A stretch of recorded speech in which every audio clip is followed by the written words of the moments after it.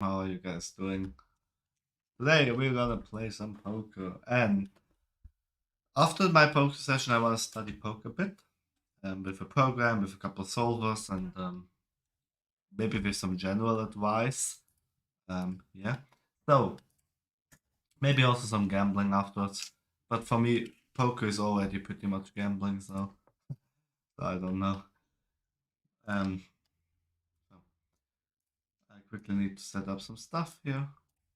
I'm saying from the absolute beginning already. I'm not a good poker player, and I'm really trying to improve, but not that great. So, um, for anyone wondering, yes, a couple of the plays are gonna be super shady and dodgy, but yes. So, saving up the multi-stream. Also, welcome to people from YouTube. Um, Recently, I really saw the numbers spike on the live streams that get viewed in after the live stream has already like been streamed. People actually watch it for a couple of days afterwards. So welcome if you're watching it afterwards. Also give me your opinion on like the gambling stream or the poker stream, what you think about it. Um, I'm quickly setting up something.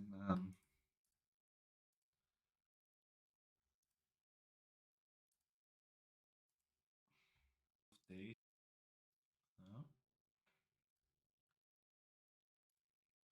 If possible, I'm trying to stream daily now for I think 2 weeks. Maybe it's not always possible, but I try to stream a little bit more because I've got. Oops, I didn't want to do this. I've got holidays, so it's a little bit. I've got time to stream a bit, and I also want to stream a bit more than I did in the past. So yes, this is good. Do I just bluff this?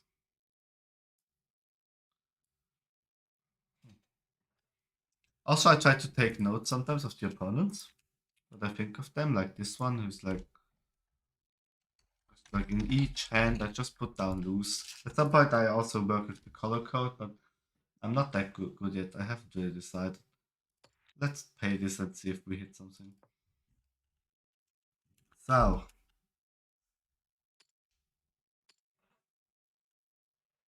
I'm out of here. I don't think with my six. If I had flopped two diamonds, it would have been a different story, I think. But at the moment, I think I'm good here. So I tried.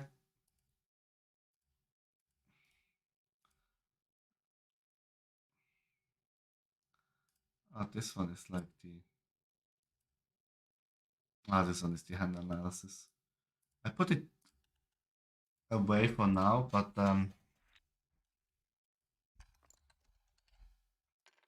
I'll try to analyze some hands afterwards. Um, in the analysis section. At the moment, we are doing pretty well. I have won an all-in with 9% running it twice before here, which is completely. I shouldn't have played this. I went all in, I think, with check, ace check, and then hit the straight on the river twice, which is so unfortunate. Here I'm a very little bit in the profit, so king jack offsuit here, facing a. Okay, this one is also very loose. Let's try and see what he's doing. I'm trying to kind of figure out what I'm doing here with poker, so this one is pre-flop all in. 50 big blinds.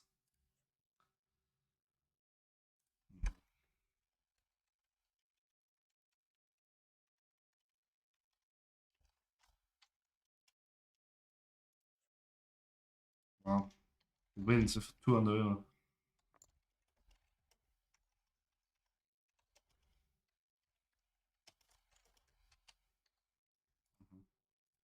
Interesting. I think this one might be exploitable. I have no idea. It might also be dangerous here because I don't really know what he's doing. This one is ace king pre-flop all in. Lost, unfortunately.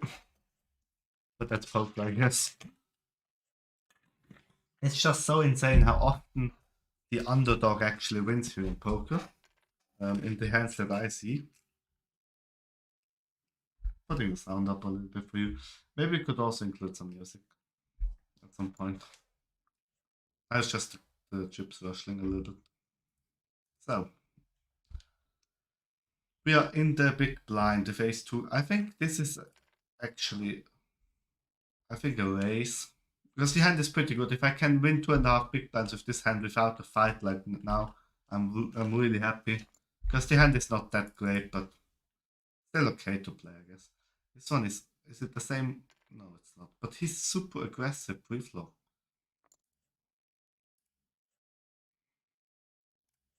Hmm.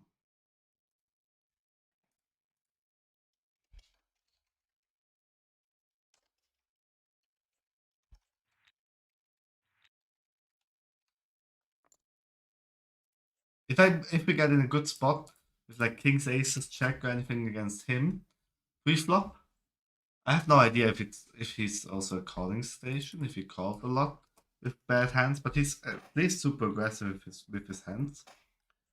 So the shove with ace two offsuit for 50 big blinds was a little bit questionable, I think. But also here, 6.6 big blinds, that's like 80% pot for.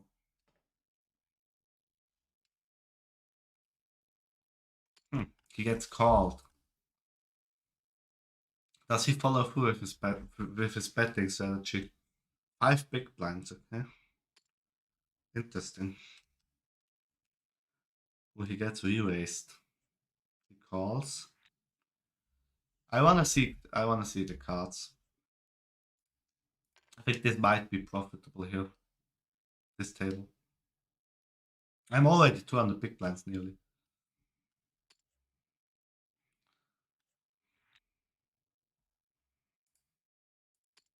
I don't want to see another card actually. Ooh, all in. I get the pot here, which is okay, I think.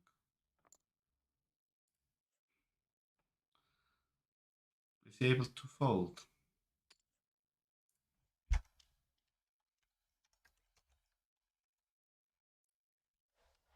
Hmm. I think he tried to represent the hand, and now the opponent here has probably got an ace or queen or something strong, and now he's considered folding. Let's see if he follows through. He folds. Mhm.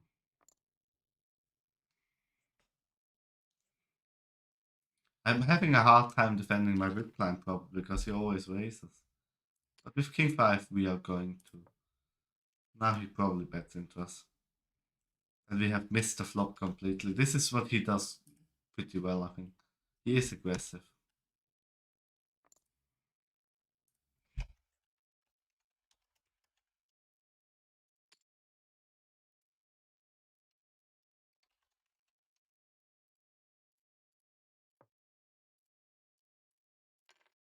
Okay.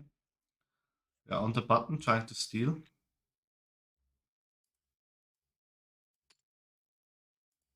Here we're also trying to steal. He also calls. Oh, we've got a straight now. Let's barrel for 10. Does he really have the flush? I don't think so.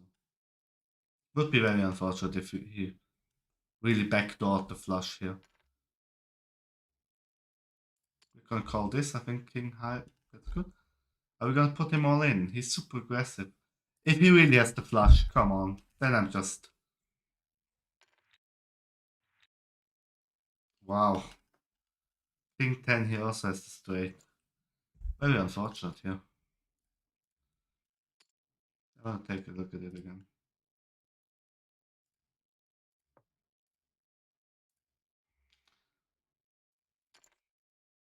But yes, he completely missed. At least he called with king 10 here, which I think is also a very shady play. Then the 5 comes, check, check. Then I bet no, he did his flush, but he doesn't shove all in, he just goes for it. Hmm. Interesting.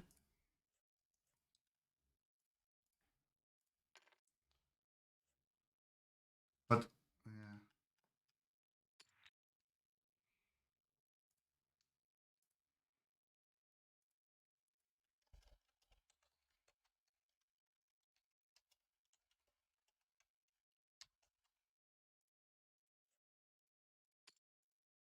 Let's go for half pot here. Okay. We have. Does he want to see an extra card? I don't want the flush to come in. Yes. Checks. Sure. Nice. And did he hit his 9 or what did he have? Did he have anything? He called with ace 9, which is probably correct. Then he check raises me on the flop with ace. Then he goes one big blind, he calls. Hmm.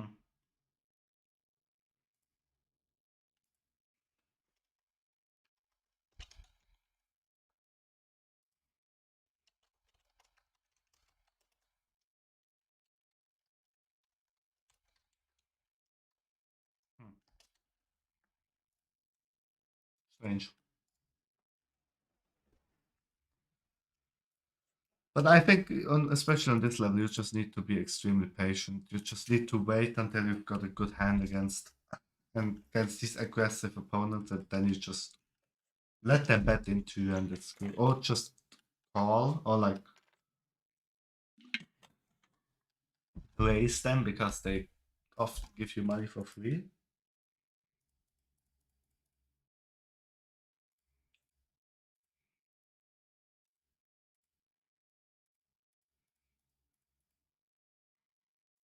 The straight would have been so nice if I could have gotten paid for this. I want to see whether or not this guy actually defends his big blind. He does so. 349, it probably hits his range better than mine. Or like equal. I've got a king. Let's check to him. Maybe he bets. I think I'm good here. Now the flush comes in. Ah, he didn't bet into me. I thought he would. Interesting. Maybe I should have bet here on the river. He has a 3. Hmm. Okay. Interesting. Here I just have middle pair. Maybe he has everything. This guy just. Yeah, let's call. Maybe I've got. That's not what I like. Yeah, now 2 hearts, but he could have a queen here. If he shoves all in, I'm probably gonna. Yeah, I'm gonna call this. But that's probably my pot, right? Yeah, okay. Nice. But I don't really want to value bet here with my 6. I was pretty sure that I'm alright, but.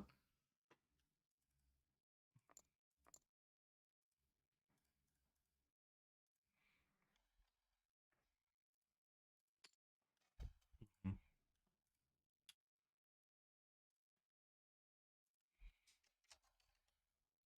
okay. Adding some more notes to these players. I think against this one, I'm probably good with like any pair. Wow, this one just instantly 12 big blinds, okay. Right, mate. Here I'm just loose. Here I'm okay. Maybe this one was just a better cards, but I'm not so sure. It's gonna be interesting how the solver afterwards is gonna play all that.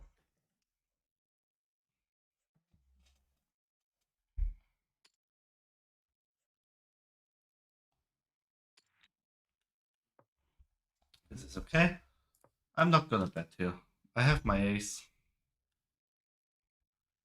Maybe I get more. Maybe I get more baits. Against 2 people, I'm not so sure if my ace 9. This one is tight. Did he raise? Hmm. We're gonna call these 5. I think I'm gonna call.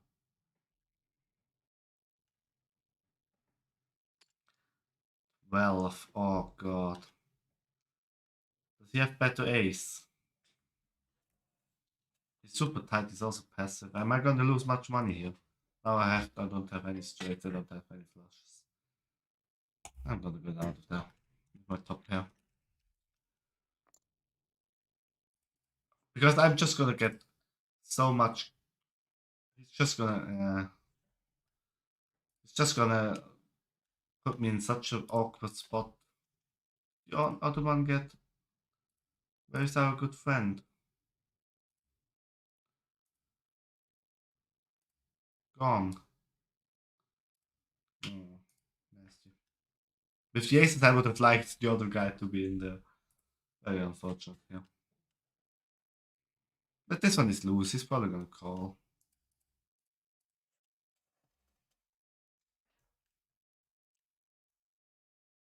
Come on. Oh, I've got the aces once, and then they go out. Now I've checked. A little bit worse, but still alright. But I've also got good hands today. Helped me a lot.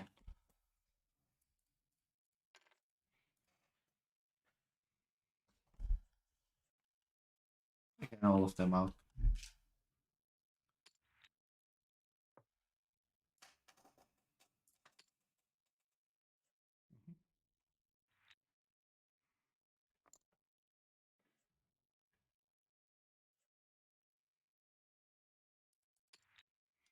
We need to defend our big blind.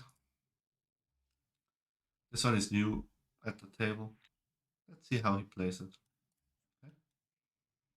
Interesting. I probably shouldn't have defended the big blind there. We're gonna take a look at these spots afterwards in the analysis. That would be very interesting. Also, this with ace 2 in the small blind. This is a decent flop for me. Okay. Now, as long as there are no... Should I trap or should I bet this? I'm gonna bet this. Okay.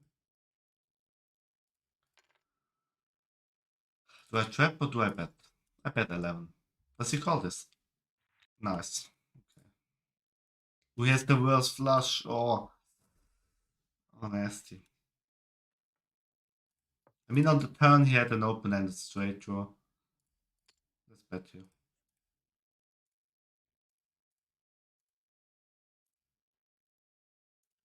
Do I represent the flush here? Come on.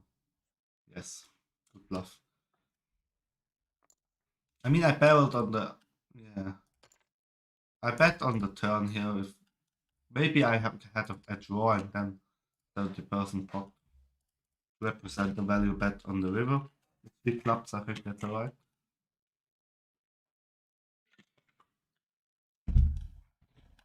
I'm wondering a bit if I could have gotten more value here out of my ace high flush.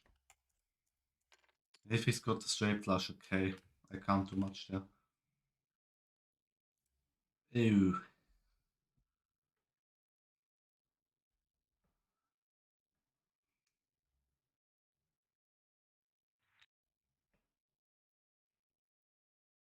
Hmm.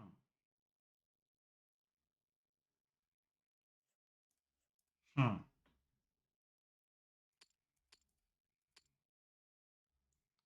But also here, yeah, obviously he calls the 50%. And then... Mhm. Here? Hmm.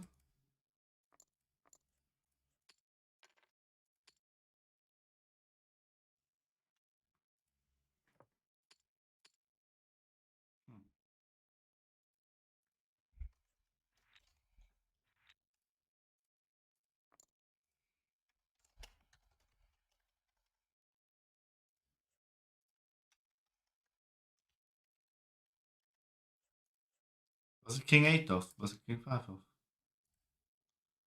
Oh, it's even worse. Wow, I get the pot, okay. I really haven't seen a lot, so... I put 3 question marks, I'm not so sure.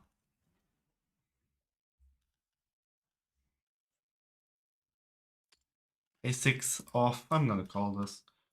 Let's raise with pin, check. He's the pre-flop aggressor, isn't he?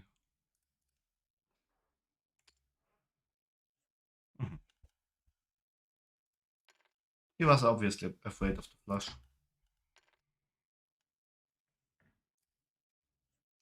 Ooh, wow, The last card would have completed the flush. 10 bigs again. Gonna go. Yeah, good decision, I guess.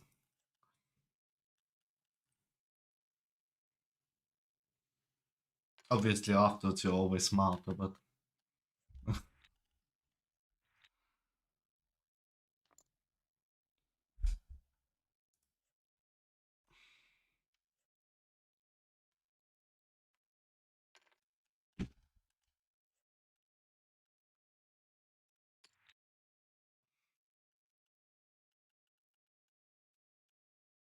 I need to figure out a way to make the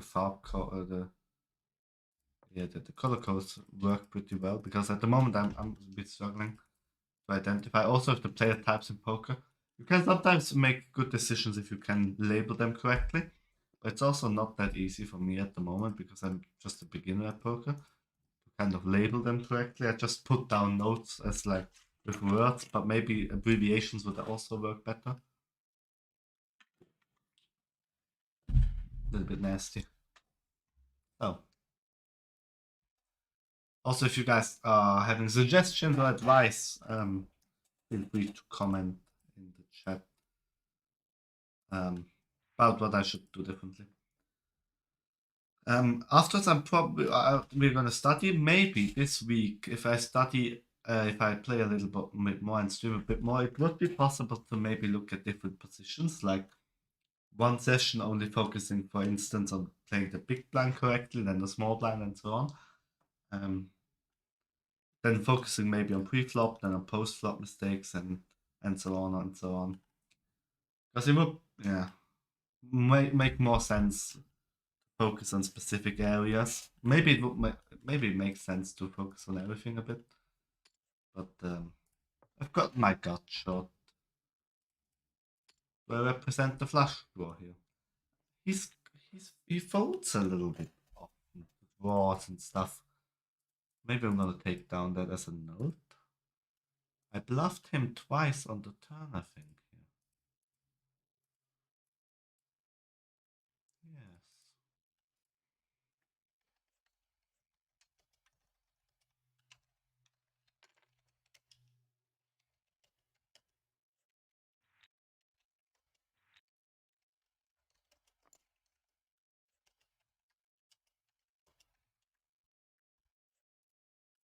It worked twice. Let's see if we've gotten a draw on the board the next time on the turn and he checks on the on the.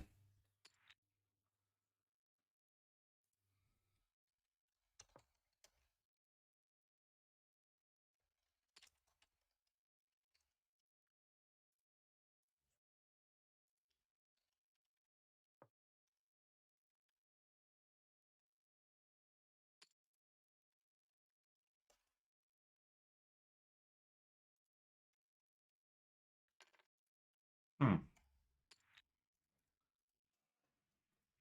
I learned that in a book from I think Daniel Negreanu to take down notes in online poker. And I think it's a good idea. And sometimes I could also exploit this like knowing a bit. It's always like online. It's always also the same people that play online. So I often come to a table and there is already a note on someone. Sometimes it's just loose when I look at the stats, what the stats says. But other than that, sometimes also specific kind of play styles can be noted down in the with the tag. I think is good, but yeah, someone has an idea for the color code. I would appreciate advice. But both tables are at the moment pretty well, I think, for me. I can play. I have decent hands, not too strong, but most of them are decent, and I can play a bit. Sometimes, yeah, nothing a few hands. Here ace 10, I don't really know what to do. Do I just raise this? 11 big blinds, okay. Interesting. I have no idea if this would be a raise here from the small blind with ace 10. I just should just call it. Because now I missed the flop and now I invested 4.5 big blind into nothing. Because now I have to fold basically. He's the pre-flop aggressor, maybe he has something. 8 queen is definitely a re-raise, I think.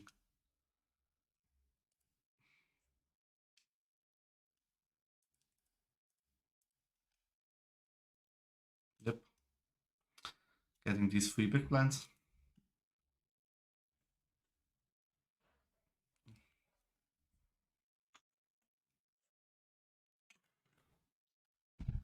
I limp aces, so what?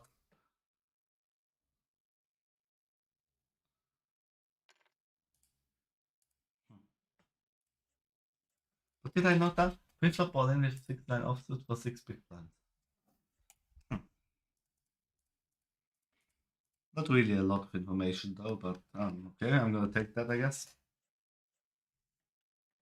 I know that he limps aces, so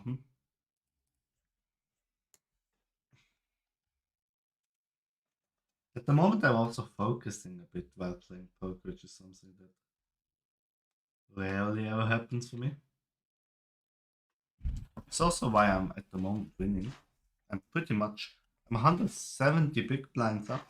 That's 17 bucks. I think that's pretty good for me for playing for half an hour. I could get used to this hourly rate, especially only playing two tables. But 100 big blinds of that was just luck, so I should have lost that, I guess.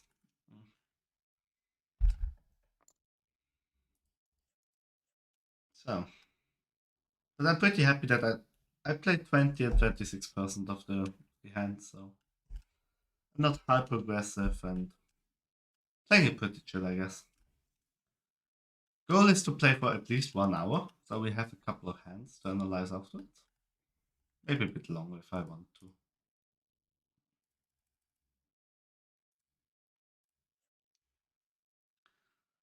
Goal is in the next few days to really.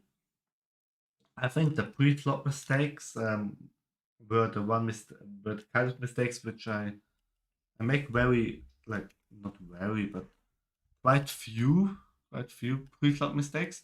Would be good to make them to really go down and to nail that pre-flop game, and then afterwards focusing on maybe post-flop and stuff. Um, and yes, maybe just focusing on one specific spot. I think in the big blind, it's very easy to lose a lot of cash because you either don't defend the big blind, then you lose one big blind, or if you over defend the big blind, I think, then you also get raised. You have a bad post flop spot, and then you're also in trouble. Or like the small blind, especially if 9-2 suited, I'm not even sure what to do with the small blind. If everyone folds, I just pay half of the big blind, right? I pay another small blind. But if he raises, then I'm just out. So this position is a little bit. I mean, sure, I can now go for this. I'm not such a bad spot. Okay. He got out of the way. Nice. So we won a hand with 9. Ooh. Wait, is he pre-flop aggressor? I check to him. Ooh, he bets 7. I call. I bet to him, please don't have a straight. Maybe he has ace. Ooh. Yeah, now he checks. I'm not so sure what to do. Do I just barrel into him? If I check, he's gonna check through. I want value out of my set. Yeah, he goes out of the way, but okay. That's alright, I think. I got a little bit value out of this. At least his 7 big blinds that he. Or what did he? He had a. Yeah, I got exactly 10 big blinds out of him. 3 pre-flop, 7 post-flop. Then I. Yeah, I checked to him, which is correct. Which I've done several times. He checks through, and then I barrel half. I go half pot on the river. Which. Yes, I'm not so sure. But if I check, then obviously I give him the idea like that I'm weak and he can bluff. But I check. I called pre-flop. I called the 7 big blinds on the flop, which seems pretty strong. He yes, it was a 7 big blind pot, and he made a pot-sized bet with five ace king, representing something like ace X, I guess. And yeah, that was. But at least I got 10 big blinds out of this hand.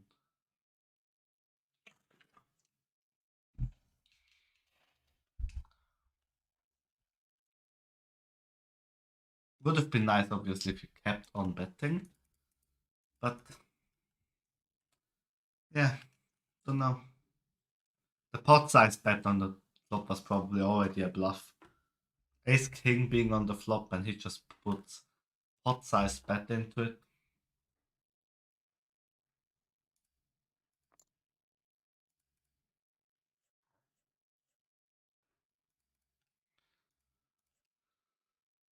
Oh,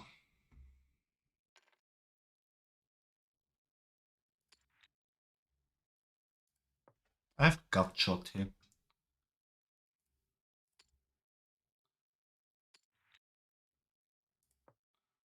Two pairs. Does he really have the full house? With two pair of my aces kicker, I think I'm good. He has the full house. Wow. I'm not sure if this was a correct bet, what I did here. Check, check. Yes. Hmm. Hmm. Interesting. I was hoping for a straight in the end, and then I. Yes, I think. But the call, I think I need to be correct one out of 4 times, I think, to justify this call mathematically. He did a 70% bet on the. It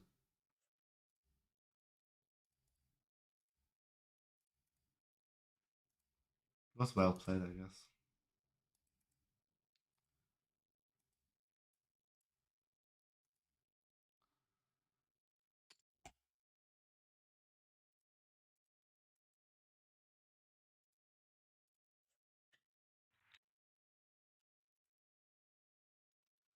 River.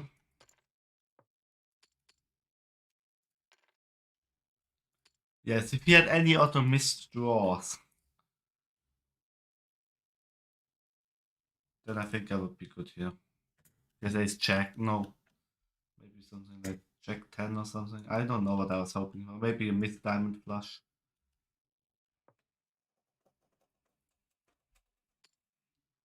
I don't like this board structure. I have top pair, but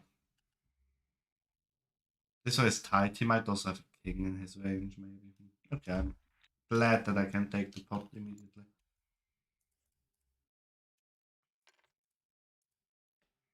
Maybe these are the hands where I need to extract more value.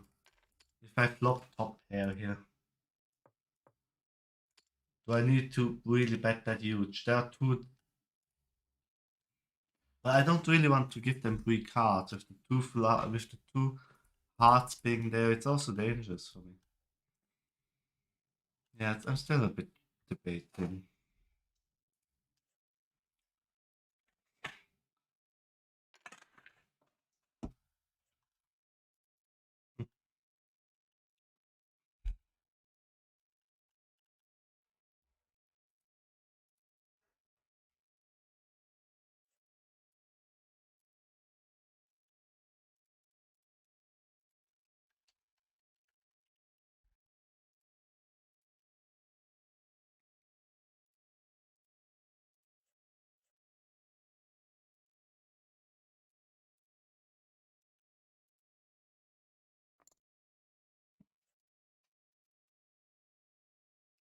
This one is also tight. I could have, okay, that's okay. But with 5-2, I really don't want to get into any trouble.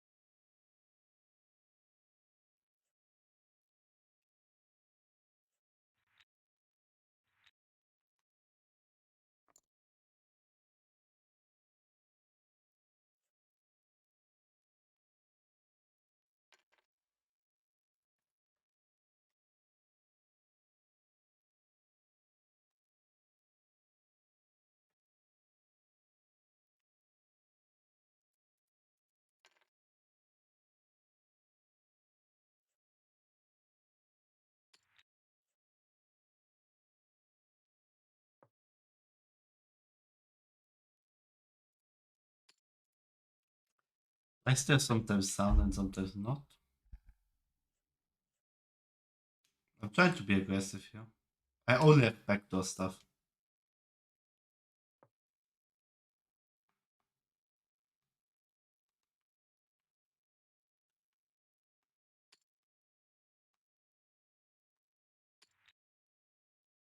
He's thinking about it. I mean, obviously, I raised. Now I missed everything.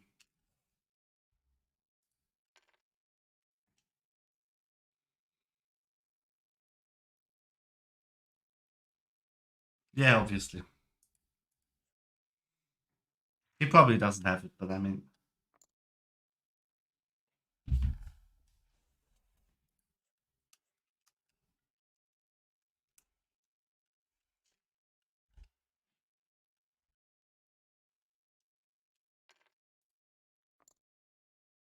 Hmm.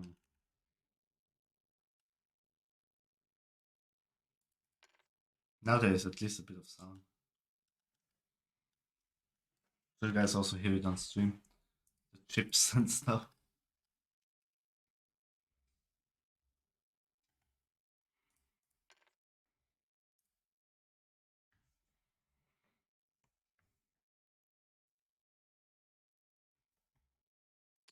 Let limp this time. Why not? Did I? Oh, I get re-raised.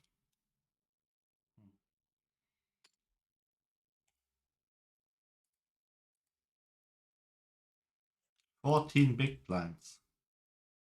For someone that is considered tight. Okay. Now our friend gives it up. Okay.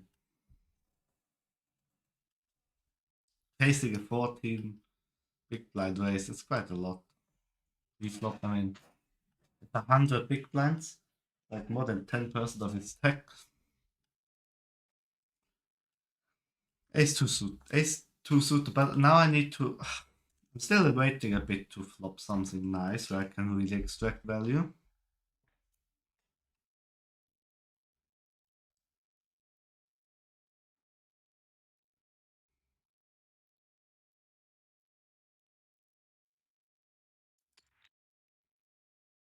These flops are like, get a gut shot, but what is really helping me here? Now he probably raises again. He see bets again.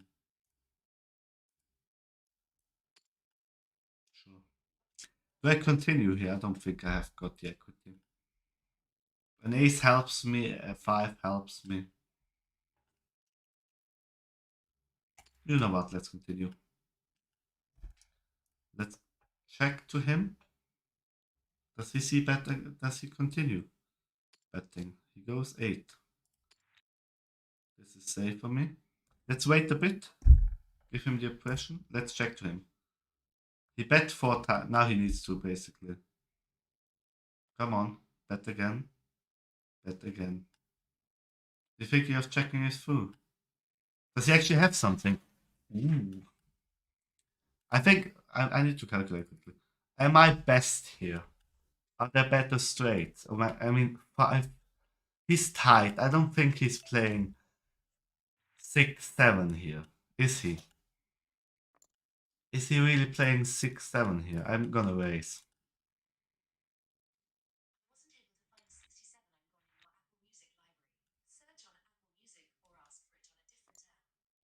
Oh wow, why did Siri just get activated? I need to. What did he have? Oh, he had aces! Ah, he had aces! Did he just absolutely slow roll the aces? Oh, okay, he didn't even slow roll. He continued betting on everything. Oh, this was way too much here on the right. 5 bigs. Okay, that was not good.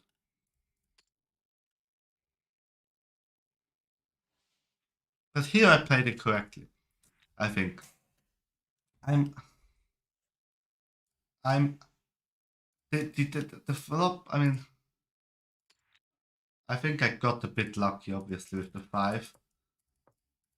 But then I think I played this correctly. I got my. Okay, now I don't have my backdoor anymore. One pair, ace king there, no. Let's go out of there. But now I need to take notes here. So, rather tight. But he is aggressive. Is he aggressive? Yeah. He's definitely aggro. He bets. Oh. I'm not sure how I take this note down here. Also here, I think I'm good. Obviously, there are two flush draws, maybe a little bit of straight potential. I really hope he doesn't have it. How much is he gonna bet? Fuck. I call it. He has it. Fuck. These are the spots where I'm just not so sure. I mean, ah, I mean, yeah, this just lost me. How much? Yeah, this just lost me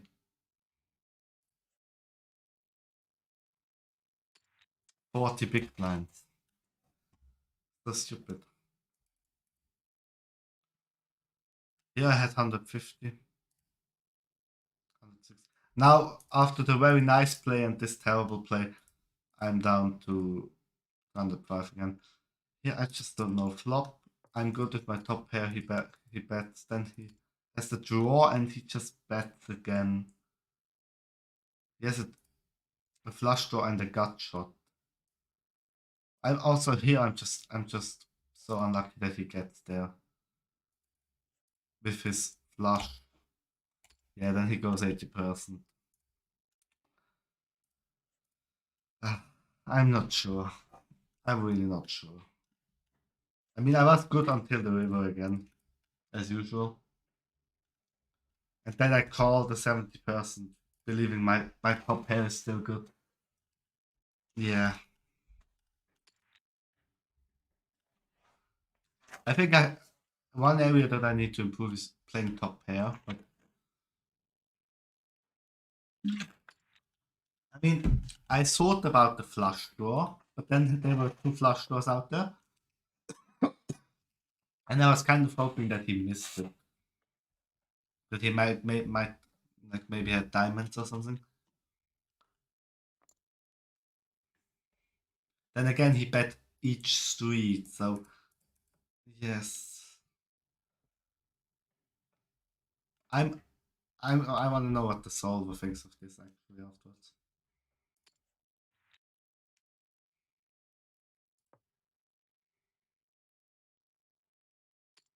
The problem with me is he all he just c bets always.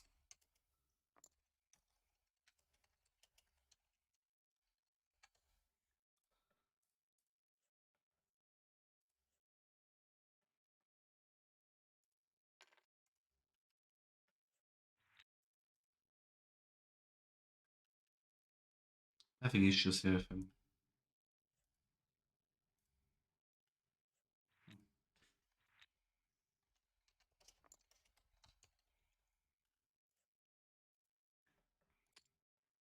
Oh, now you're only three people at the table. I shouldn't have called this.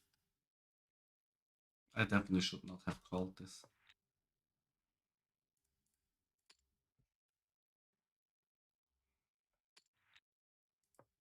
I think I'm good here.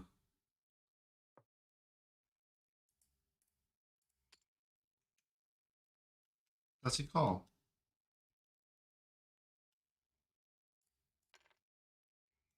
How many people do want to limp here?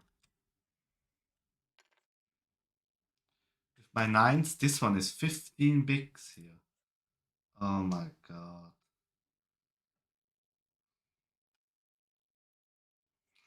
I don't like this. This one called. Okay, I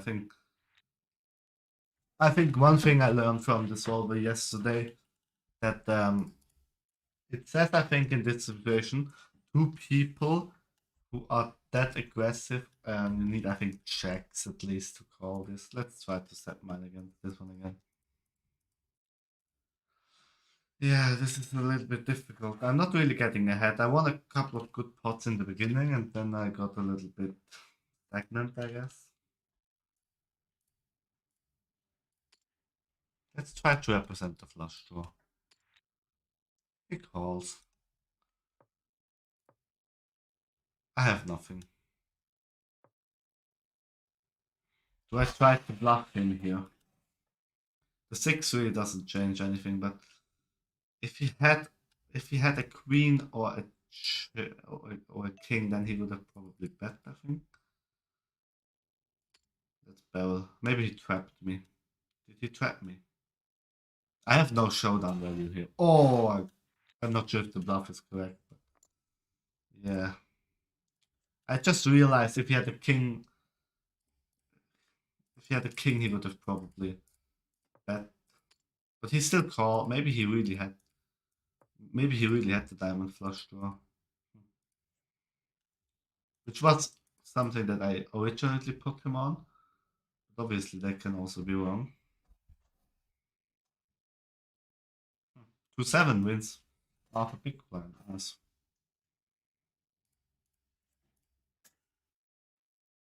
Why don't you give me the aces? King 9, I think, is probably good enough to call the small blind. Not anymore, I think.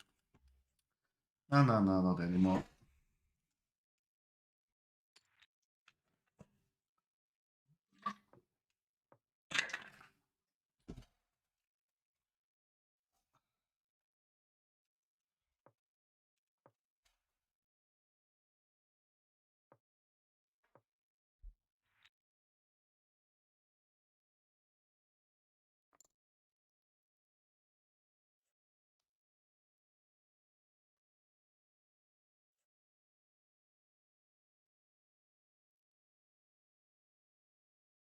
Hmm.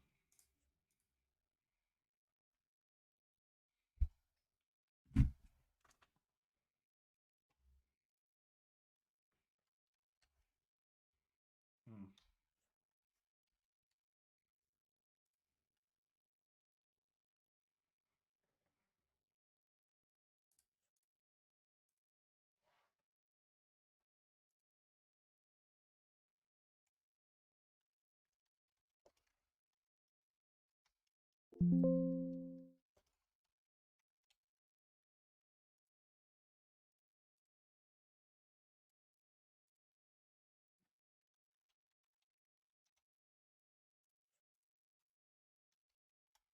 I'm doing a Word document actually.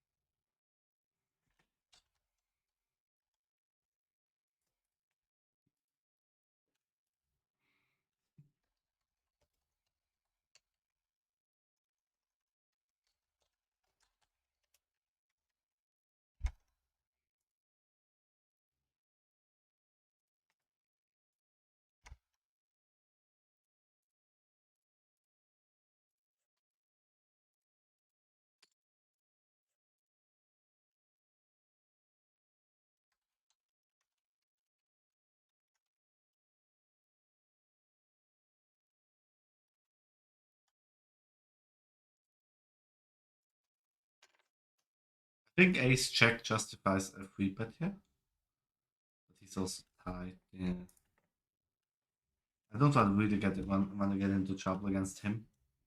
If he re-raises me, I'm probably. But it's also nasty if you fold here when facing a raise. This is just so nasty. I have my top pair, but hmm.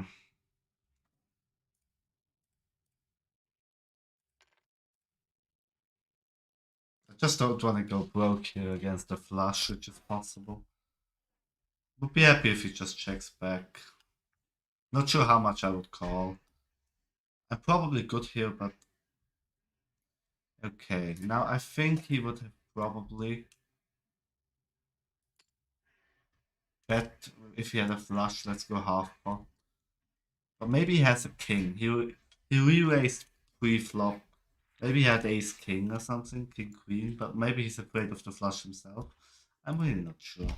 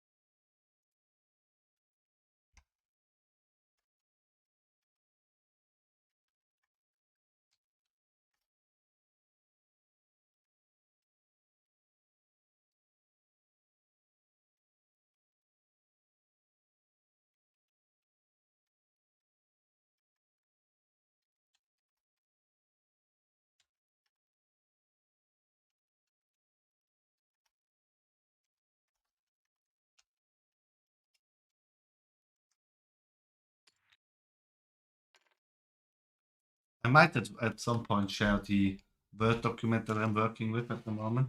But- Hello, Firewage. How are you doing? Welcome to stream. Long time no see.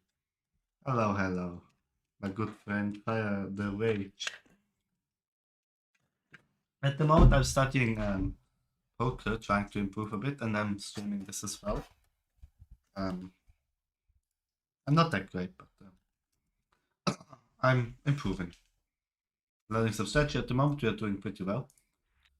We start with $10 here, so we're 15.35 here. Here we start with $10 and we are nearly 22.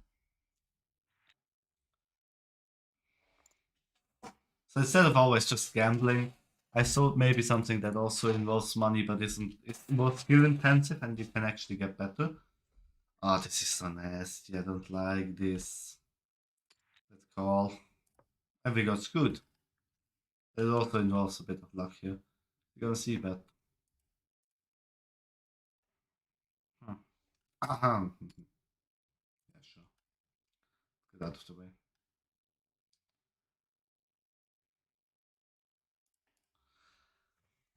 Doing. Oh, you're horribly sick with a fever. Last 3 days. I love poker, to be honest.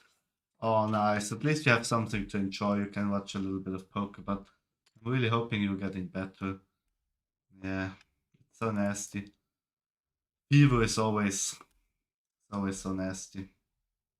We're having an open ender here, actually. An 8 would be good and a queen would be good, but 10 is not that great. Maybe I'm still good here with my king high. Hmm. Let's call. Let's find out. He's got the full house. Wow. Yeah, still was a bad call, I think. But yeah, I mean, I thought I was always also sick like for 2 or 3 weeks with my sore throat, and everything is hurting. You hear it a bit still, but yeah. Is there anything that helps the fever at the moment? I'm having top pair. Let's check to him. Maybe he's aggressive. Just don't have to flush this time. Nice. Yeah. Are you doing anything against the fever, or are you just resting a bit? Two big blind open ways. Make it 7.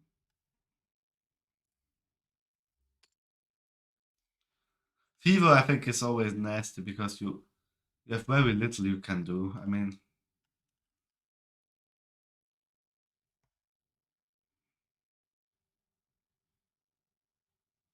I'm pretty sure he missed the flop here. Let's do.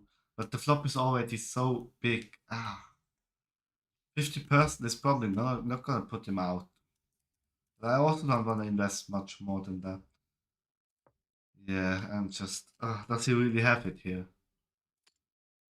Is he gonna bet? This is good.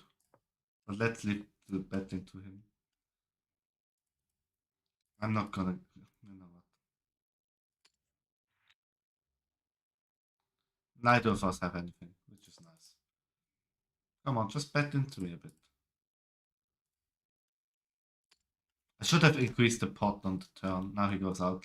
So, yeah, I wouldn't have gotten anything. Been taking Tylenol? I don't even know that.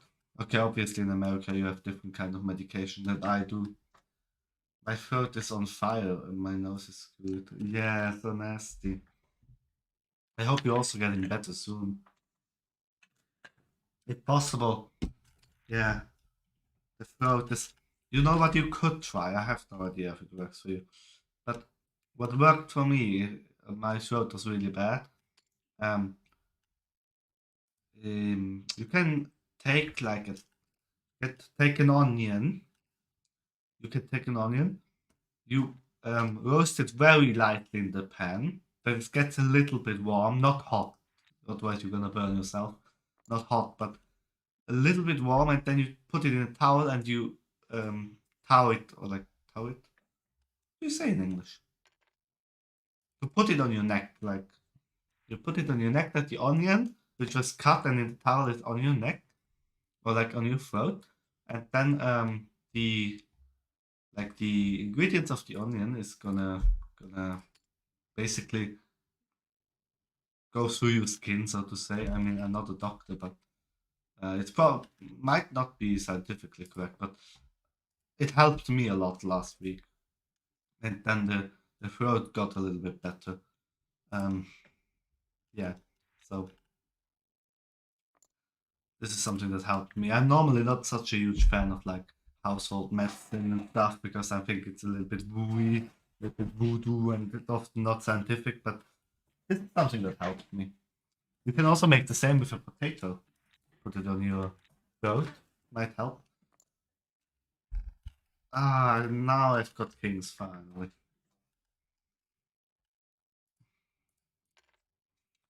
Just don't go out.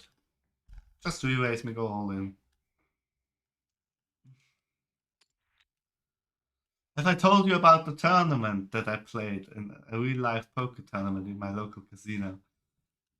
I played with a friend of mine, and we got screwed so hard. On like, no, he didn't. He went. That's a $200 investment. Obviously, we went to the casino, so we already lost a bit of money there.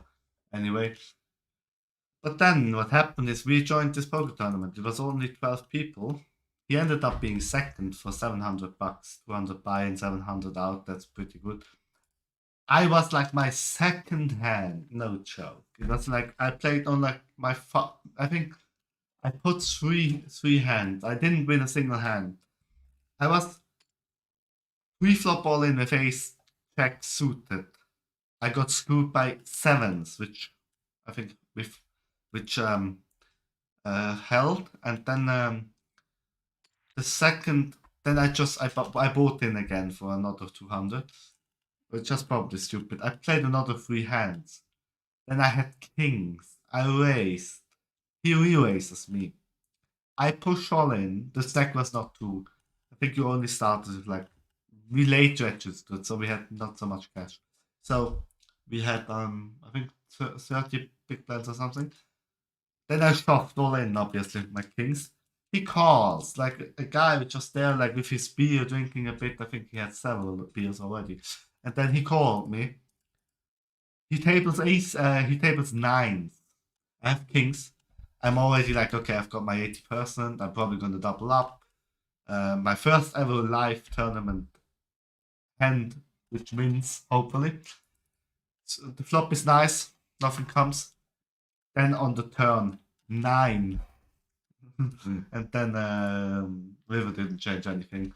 So I got screwed with my kings against nines, which luckily hit on the turn. And then, yeah, I got eliminated a second time within five hands.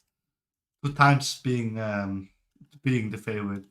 But yeah, I mean, no, ace check suited was probably a flip. I think that was like a 50-50. We can table it into equity lab afterwards, but that was probably a 50-50. But kings, that, ah, lol, that happened to me more times than not. Have you also played a couple of real life poker tournaments, FireRage? But yeah, it happens often in poker, unfortunately. But your mind, I think it's like I think your mind is the problem because it for me, I remember my losses way more than I remember my wins. Like today, when this was ridiculous. Maybe we can take a look at it. Never played live poker. Yeah, I mean, I hardly ever did. Um, I I won so luckily. I had nine person today here. We chose to run it twice. I had four outs, I think. I hit the king for the straight on the river, run it twice, hit it again on the river.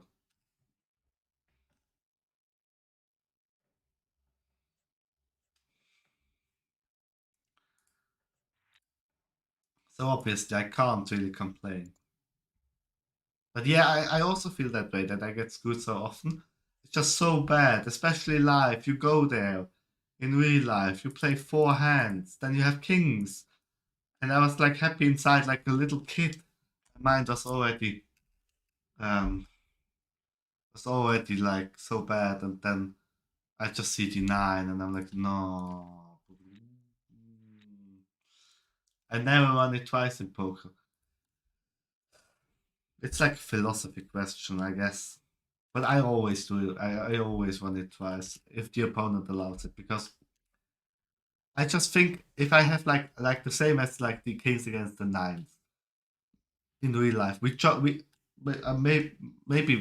have asked the dealer, but I mean this guy was like drunk, and I was my first ever real life experience, so I didn't really dare to say too much. I mean, I was just like, okay, if he asks me, do you run it twice or stuff, then I'm gonna say yeah, but I'm not the one who really engages there.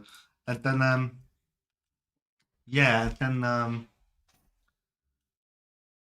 I'm just way more frustrated. If we split there, if we run it twice and then he hits one of the nines and I just hold one time, then I'm like, okay, it's quite bad, but at least I don't lose all of it. And so like this, I just lost my time stack basically to 20% chance, which I think is way worse than just yeah. But I also understand. I mean, when it tries to something very recent, I mean, it just reduces the variance in the game. But if you, for me, it's like I'm quite bad. If I get lucky with run it once, at least I got lucky.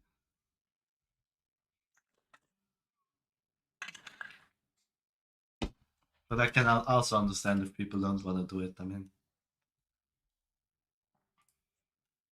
it can also get absurd. I've seen it on online poker in like these um videos as well, where sometimes they run it 4 or 5 times or something, and I'm like, okay, that's like not really poker anymore. That's just I don't know what that is. I always get screwed running twice. Yeah, I most of the time feel like that too. Yeah, yeah, yeah. Really nasty.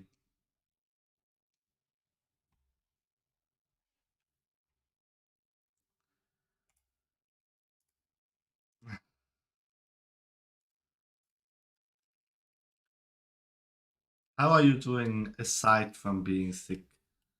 Um, how is work and study going at the moment? You've told me you also at the moment. I think you're also quite sick quite often. Like me, whenever you come in the stream, I'm mostly sick, and then you're also sick.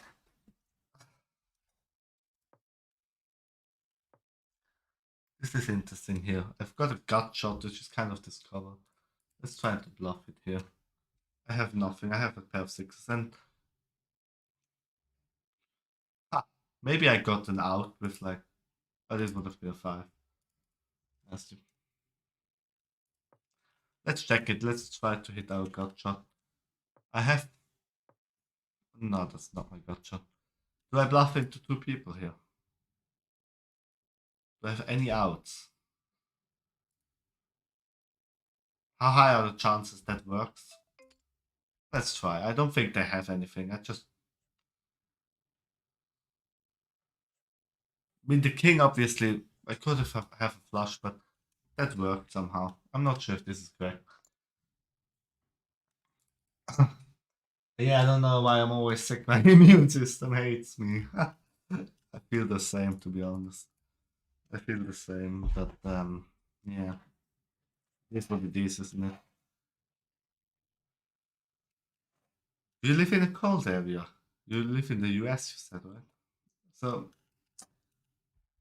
oh, so nasty. I would have, I would have gotten three nines. I have my one of my professors in university. He recently told me when I told him I had a presentation. I live in New York. Pretty cold. Pretty gold. Pretty cold. It's also gold, probably. New York is probably one of the places that people tell me it's also nice in the winter, and it's cold, but also with Christmas and stuff, there is something going on at least. But no, what I wanted to say, my professor, I was really whispering during my presentation. People could understand, but I was quite bad. And then he said, "You know what? I live like 20 kilometers away, and I always went with the train to, to teach. And I was always like half the year I had like a running nose and stuff, and it was quite nasty. Then he suddenly decided to go by bike each day to the university. I hope my queen's hold here. And then wait, I need to focus quickly. Ah, my queen's good here. Does he really have the ace? He's quite loose. He sees a lot. What do I put him on? Oh my god. But let's call this. Does he have it? Yes, the flush. Okay, I didn't expect that. At least I might win a little bit of a pot here with my ace. Yes. This one was fat bad here. And then he said he goes like a 30-minute. It's like a 30-minute bike ride, or even more maybe 45 minutes bike ride. Even in winter. He just goes there. Um, even in winter. Like a 45-minute bike ride. And then he says he's never been sick for the last, I think it was 7 years or so. Never sick in the winter. And I'm always like, if it's September, October, it gets bad. November, I'm always having a cold. And it stays until probably March. Like half the year, I'm having a cold. It's so nasty. But yeah, my immune system is also very bad. Should eat more vegetables and go outside in winter more. But if you're always having a cold, I mean, you don't really want to go outside if you're having a cold either. So you probably need to strengthen yourself during summer, but it's also, yeah, maybe I should start the cold showers again. Am I good with my 9 here?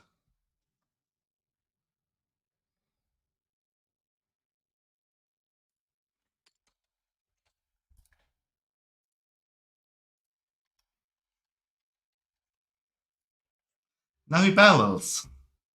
And he got it straight on the river. Are you kidding? My 9 was actually good until the river. See, I always get screwed on the river. It's unbelievable.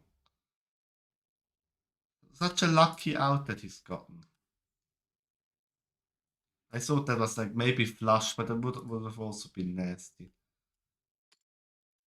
But yeah, now I'm only like 130 up. I still have top pair, but against 2 people. But it's more than a cold for me. It's the flu because I got tested positive for it and didn't take the flu vaccine. I mean, that's always like, I don't know. I never took like flu vaccines because it's like, flu is not that bad if you get it. I mean, if you really get it strong, then I would recommend maybe taking it. But for me, I never really get bad flus. It's always like alright, I guess. That's my 9 hole here. He has. Come on, let's value bet. Try to get the flush through. Maybe they fold. Obviously, my nine flush is not too bad. There are 3 cards in the deck which are better hearts. King, Jack, and 10. Which I would have probably value bet. They go out. I mean, okay, maybe they actually had the flush, but a lower one. Now we are exactly 150 profit. For me, it's mostly like not. Sometimes it's the flu, but sometimes it's just the cold. But having a cold is also, I think, very nasty. 9-8. Come on, give me something. I don't know if the 9. I have the 8 here. He's the pre-flop aggressor. No, did you just limp in? I think he limped. Let's go. We are playing now for a little more than an hour, I think. Let's check my phone.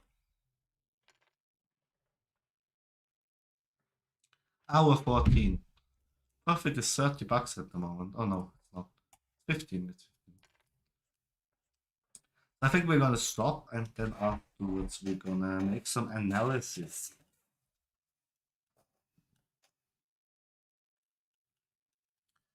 and talking through all the mistakes that I did.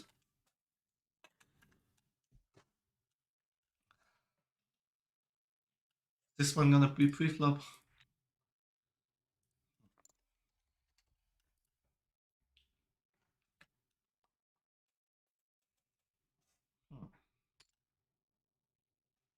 They just limp in. Let's also limp in.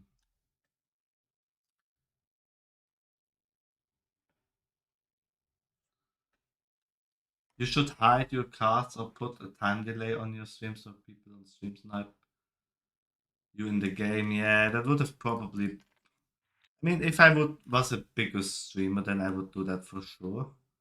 Now I'm just not so sure if I should. I mean, hide your cards. That's something that I saw online once or twice, but that's like terrible. I'm not gonna do that because what are you watching then? I mean, then you're just watching my face or what? I mean, if you can't see my cards, I mean, what do I do? Do I tell you guys afterwards or what? Ah, did I just completely lose here? I had my open end alive. God, I don't have anything. I mean, the hidden cards that are like doesn't also help anyone understand what is going on in the stream, which I don't like. Maybe the delay would be good, but it would be and need to be a massive delay. It would be like nearly 2 or 3 minutes needs to be delayed, no? Because otherwise it's just if it's not a huge delay, it also doesn't help because they can also with the timer just wait until they know my hand and then they play it better. I'm not so sure. That's also just my first stream. I don't know whether or not anyone actually knows me. Not that huge of a streamer yet. Yeah, poker streamers use 5 minutes delay or they hide their cards. So they use 5 minutes delay. But that's also nasty. I mean, a 5 minute delay, then I can't talk to people really. Can I? If I have a 5 minute delay in there. You can never really chat with people in the stream. I mean, yeah, sure, it's not so interactive anymore. You can talk more about the game because then you can analyze and stuff. Yeah, but you're correct. Yes, this might be an issue, especially in the future if I want to stream more regularly. Maybe switching tables more often can also be a good option. But I also want to be against the same people. But hiding their cards, how do these people then do it? Because it's like, um, do they tell afterwards what they had, or how do they do it, or how do they visually do it? Because otherwise, it's just would be a bit. Yeah, I don't know. I saw some people block it with the camera.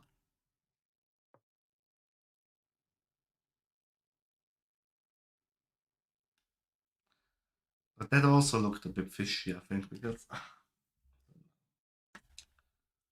I just think it's a bit strange.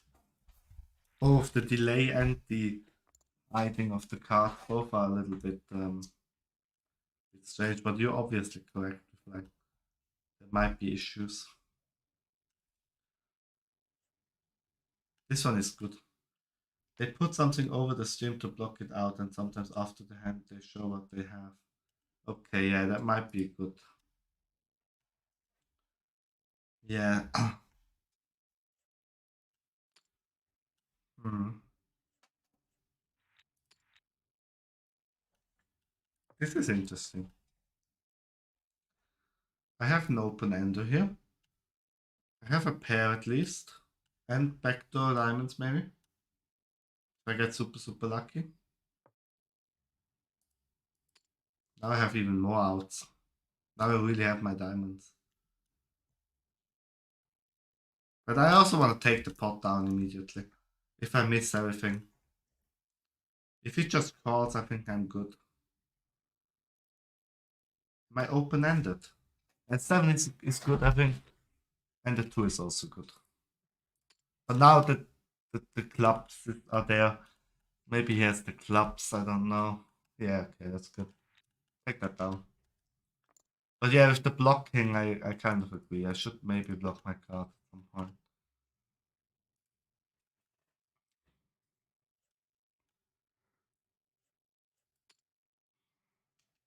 I should have raised this actually. But maybe let's let him make the raises. I have my ace. Okay. Wow, 8 bigs. Do I pay this? Okay. Okay. Okay. Do I have enough equity here? Is an ace? Ah, missed completely. Two pair. He didn't even have the flush. Oh wow. I was quite certain he had it. Two pair. He just completely value bet into the flush each other. Then I missed my flush draw of the ace high. That was probably a mistake. Quite costly actually. Let's take the 130 big blinds win and cash out. This one is 12.91.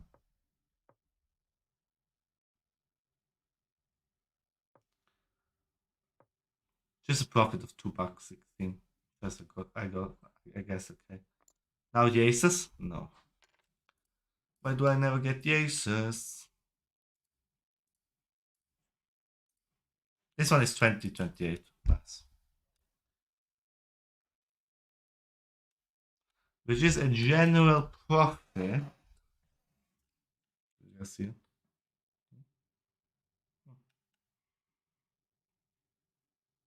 Of $13.19.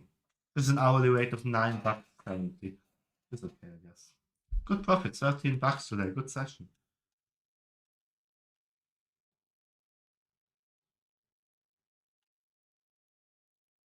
So now I'm going to put a very quick break.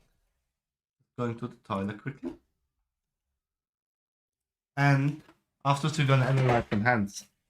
Okay, I'm right back.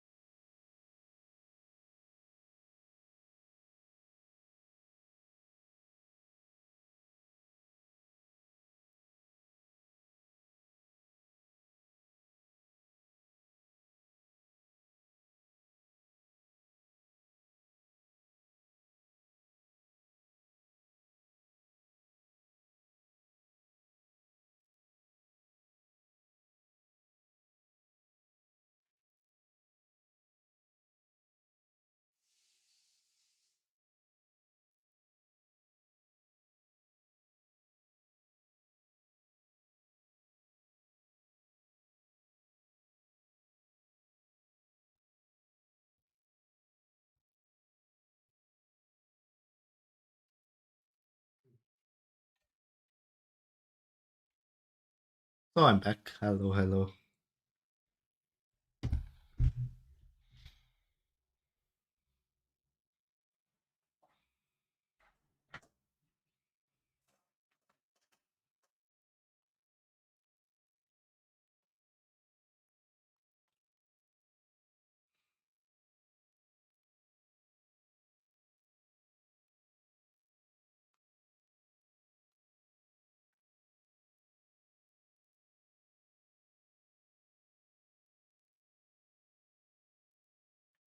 Hi, Rachel, you still there?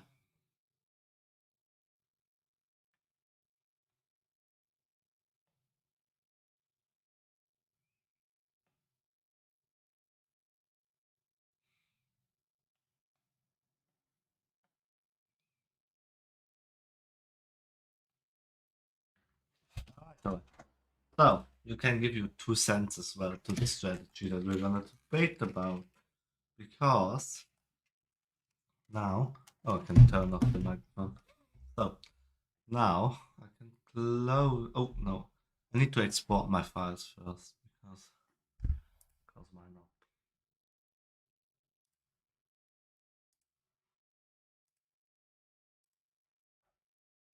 Today we played. And then I can put it in the solver.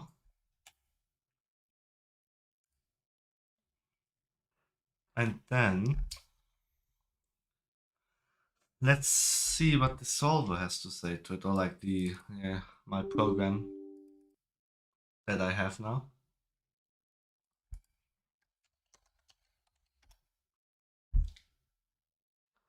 What it wants to say about the different things that I played, which I'm not. I tried to improve a bit, but I'm not really good. So it's like, well, and played.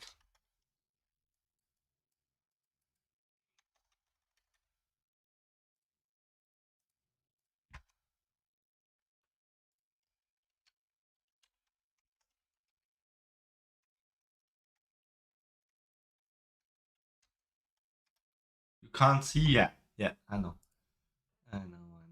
I've requested my files from the site, and now I try to import them into my software, and then I can show you.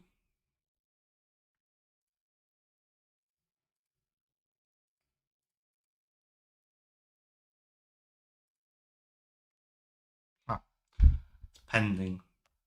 I think I haven't played that bad today, but some things I'm just so unsure about. Like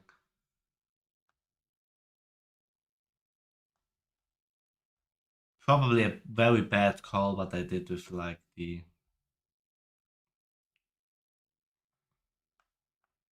probably a terrible play with what I did when I won.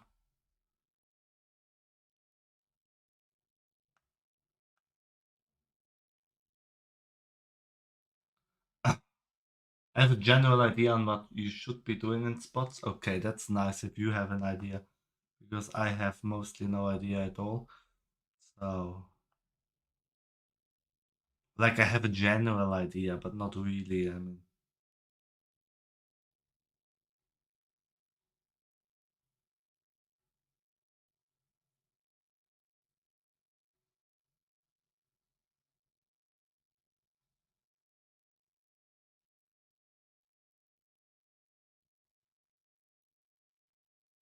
what program are you using? Um, I'm trying out a bit, but I've downloaded. I think for 2 days ago, I downloaded Snowy. I have no idea if it's good or not, but I try. I try it out and let's see. I've been playing poker for 4 years, so yeah, I know how to play. Okay, that's better than me, obviously. Have you tried making money out of poker, or is it just for fun?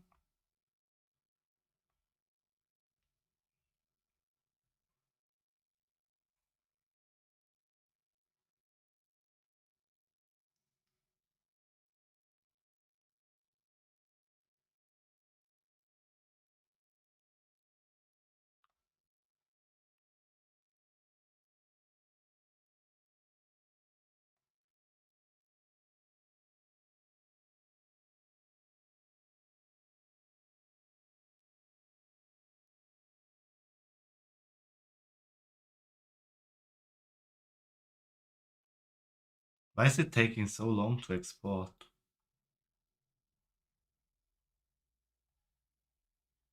Hmm.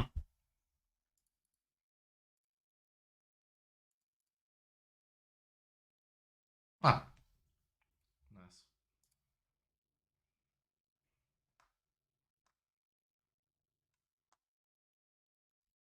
Now it exported. Now I'm taking a second.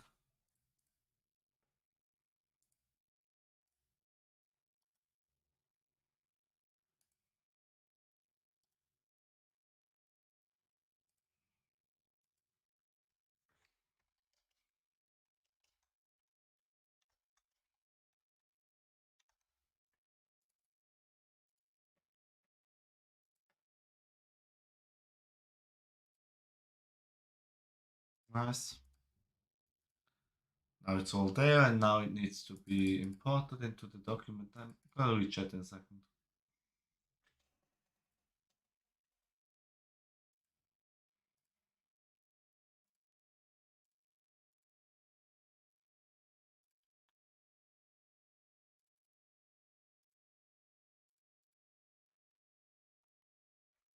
Yeah, I used to, but it got stressful losing pots. I should win. Now I mainly play for fun. Okay, nice.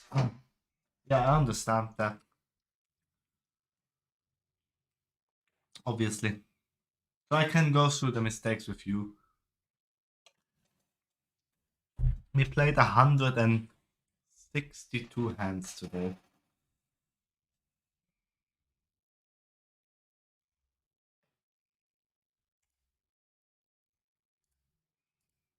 So, analysis nearly ready.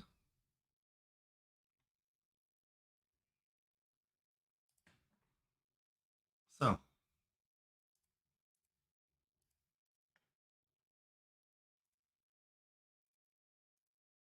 nice. There we go. Skip the headset for now. I played way better than last time. Wow. Okay, maybe it was just because I was focused. Let's close the table, the poker website. So, do you see it? Nice. Okay, so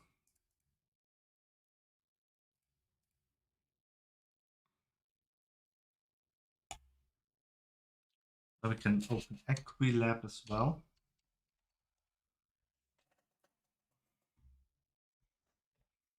Nice. You see it? Nice. So,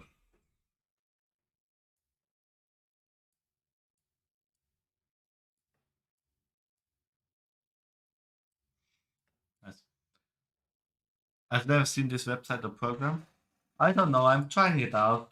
I have no idea if it's good, but um, it is. I think it is AI support. What do you use? Do you have something that you use?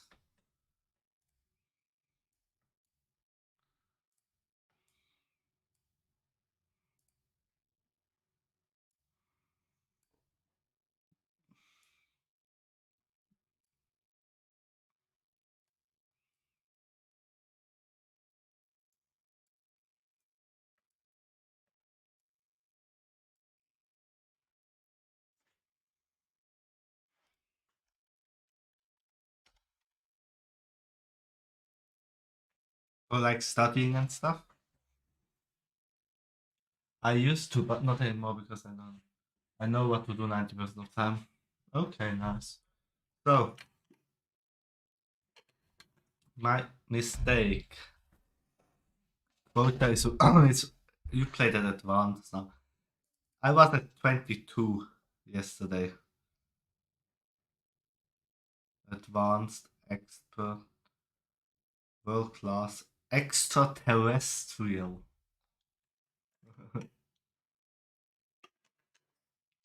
So, only three blunders. Profit. That's good.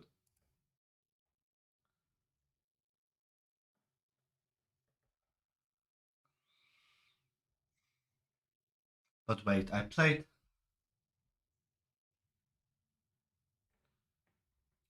made way more money today than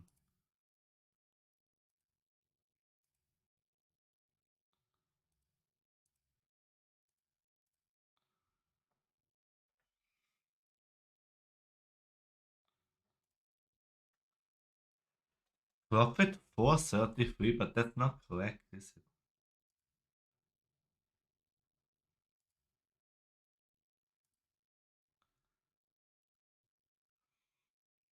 Hmm. I refreshed it. Is it okay now? It's a bit strange what it tells me here with like the.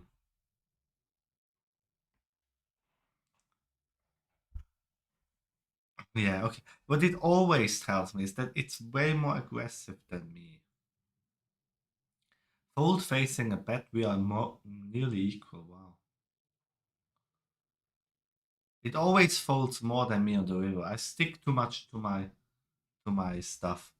Balance, arrow details. This is interesting. I want to put my pre-flop very low, and it's quite okay. Pre-flop EV loss is not so bad. Okay. Profit loss overview. Okay. Let's go and see the hands. So moves, all moves. So now we can see like what the engine or like what it wants. I have check nine offsuit here. It's not big blinds, it's real money. So this is our first mistake. You can also filter by mistakes, but it's also check nine here in the small blind. Would you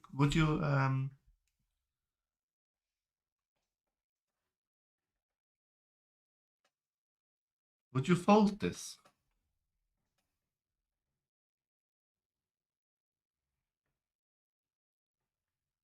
Like our first hand already.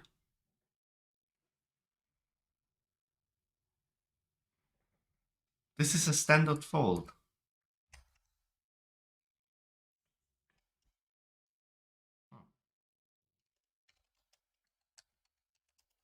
Raises, but in the small blind it's a standard fold. Hijack raises to only in the small blind. In the auto positions, would you call this? No, right? You would also fold if you were like dealer button and stuff.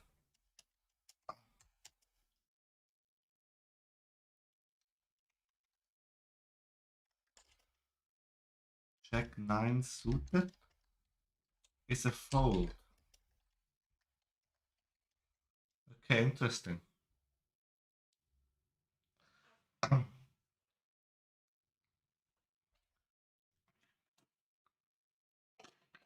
Interesting. I thought I would call this and then check. That's good. Bets. Then I fold. This is correct. Yeah, that lost me. That lost me one and a half big blinds, which is nasty. I should have just immediately folded. I have a Word document here as well, which I sometimes put down stuff. Okay, next move. Oh, this was the third.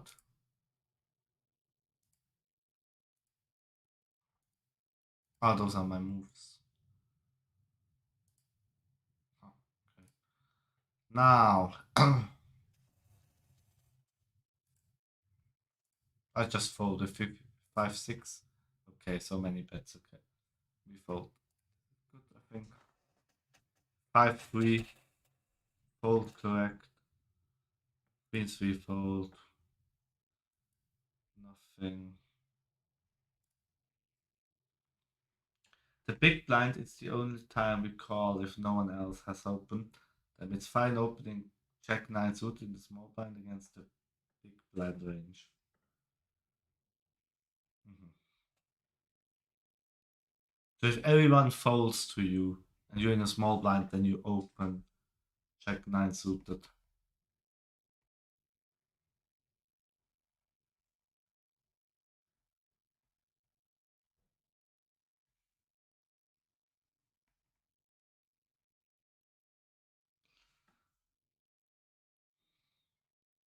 So if I put it down in the same hand example.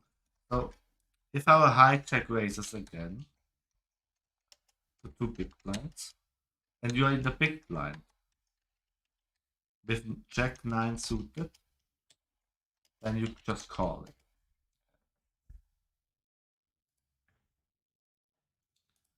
5, 8. I also had just so trashy hands always. Yeah, those are not so.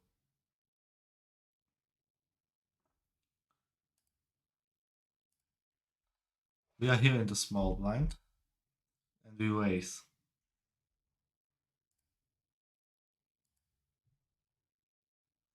Okay, that's good. He calls. Just check 9. Okay. Then we have this board, which I bet, which it likes. Okay. He calls, which it likes. Now we get our flush. I bet, which it likes. Okay.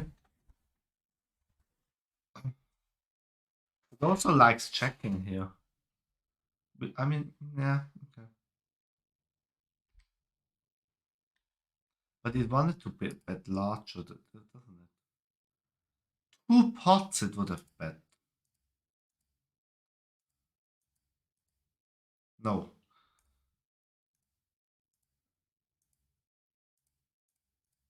It wants 1 pot. I bet half pot. Okay. Anyway, I think that's okay. At least I find a bet here. He calls, which it likes. Okay. Then this, and then I bet again half pot. A little bit more than half pot, 0.55, which it likes, but it also wants no.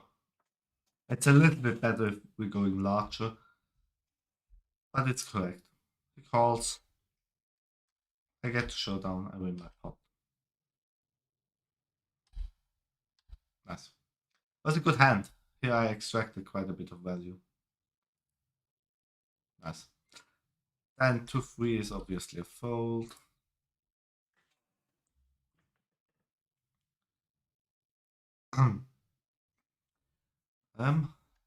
What does it want to say? Ah, we are in the small blind again. I have issues. Yeah, you played this hand fine. Thanks. I have a bit of issues playing the small blind, I think, I realize. He raises here with a6, you would just not defend the small blind. We are focusing a bit on the small blind, I think. That's not too bad.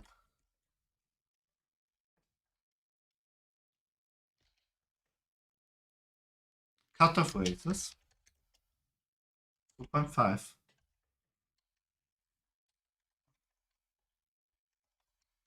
And as the small blind, we have ace 6 offsuit, and it says we should fold. This is probably correct, yes. That was a little bit of a loose call. I shouldn't do this. But with ace, you would always fold a6 off if someone opened. Okay.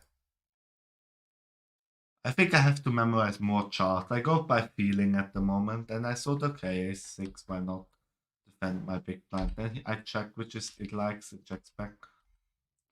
Then I bet on this board, which it likes.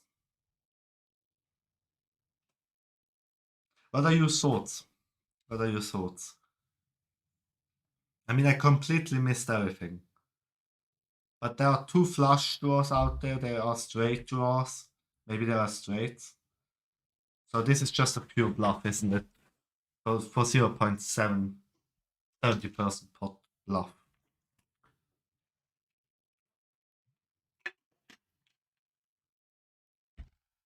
You would overbet. What does it like? No, it likes. Ah, yes, it likes the 2 pot. Ooh, it likes the 2 pot.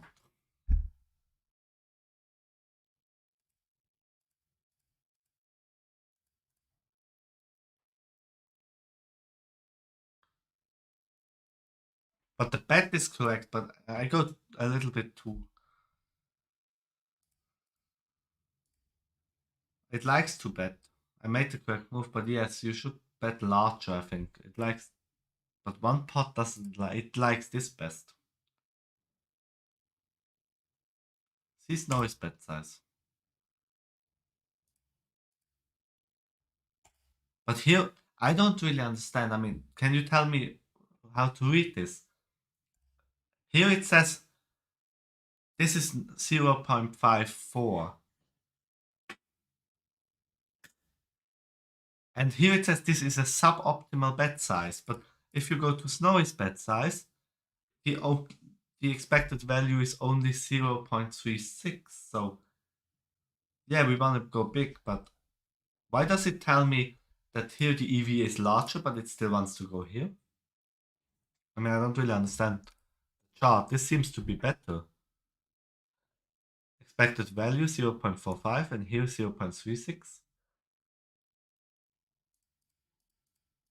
Why does it prefer this one? One pot, it says. This is Snowy's bed size and advice. It wants to go bigger than me, but I have more expected value than him. I'm not sure I would over here better. At least I bet, and the bluff comes through, so the bluff is good. Nice. I mean, with the bet sizing, I don't care too much at the moment. Like a little bit, okay, but it is more important for me to study like my huge mistakes. And I think at the moment I'm having issues with the small blind. Here we are in the small blind again.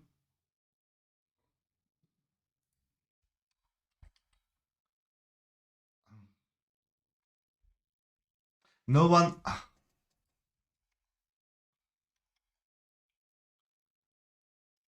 Everyone folds. Would you? We are in the small blind. I once heard that in the small blind you always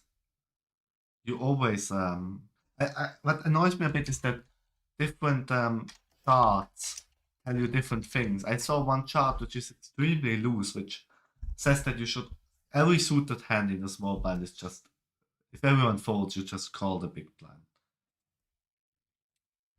I think I lose a lot of money here in the small blind actually. Standard fold.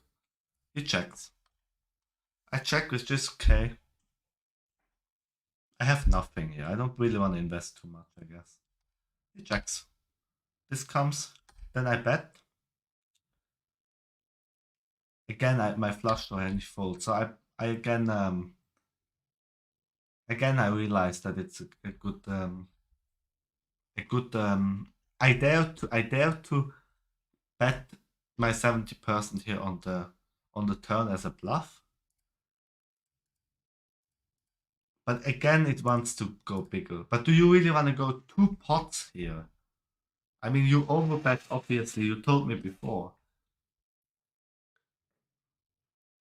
But I mean, I often achieve the same result with, yeah, it doesn't like my sizing. Yeah, you always want to do, but 2 pots is like huge, no? I mean, but EV, I mean, the thing is, if they call, I have nothing. I have 9 high. Do I really want to invest 2 pots just to increase their chance of folding? I mean, if I have some showdown value, okay, but I have nothing here. Then you bluff the river. Yeah, but what if he has something? What if he has his aces or queens or...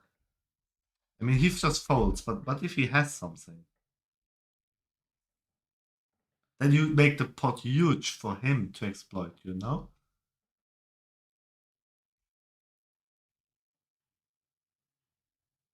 Even if you hit the river. I mean, yeah, okay, I have flush draw here. I put that down on the strategy side, I guess. Strategy. But I'm not so sure with like the one pot. It likes one pot better. It likes 2 pots. So what should I note down on the turn? With only a flush draw. Overbet pot. 2 pot.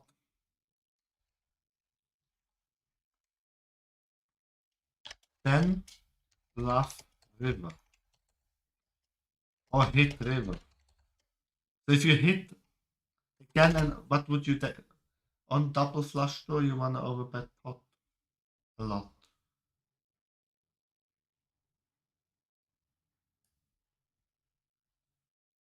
Okay.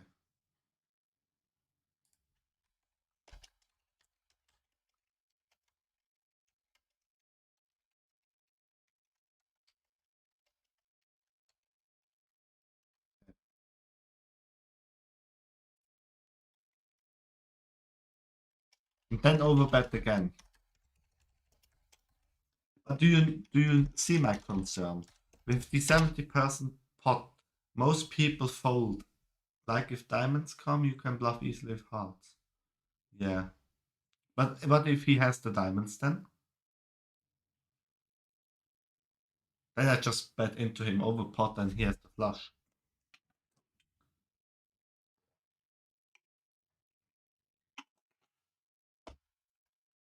I mean, you agree with the program.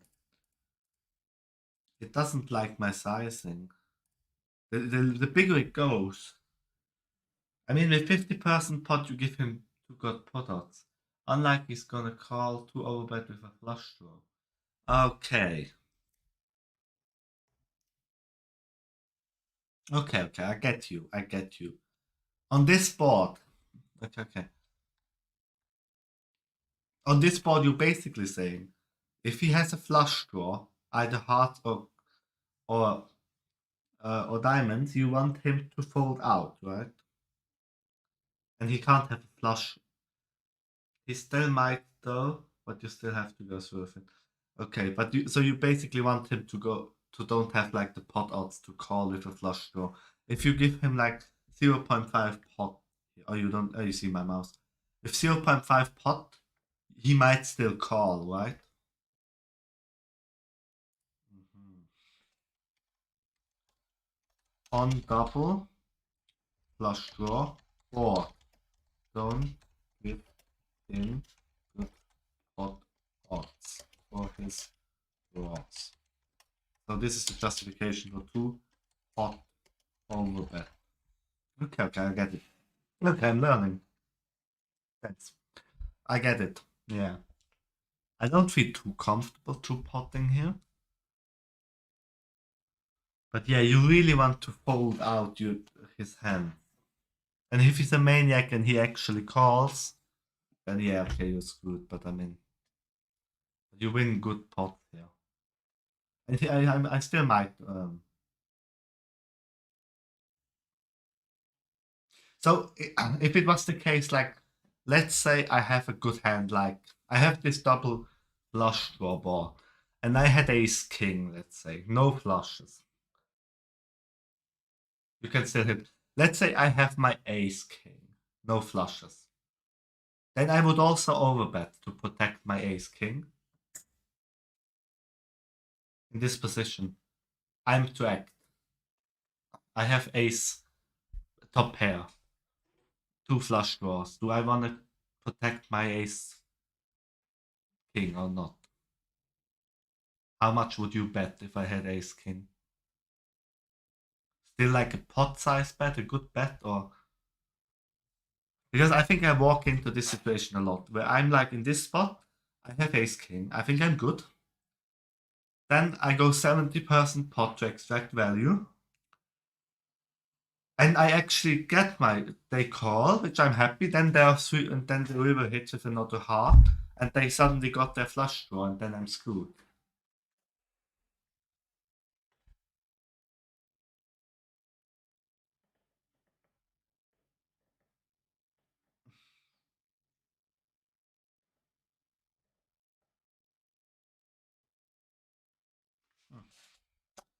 But it's good that we are going through these hands.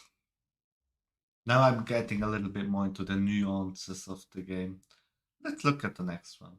Ace King here wants to overbet, I think, as well. I'm not entirely sure what's right with Ace King here. But yeah.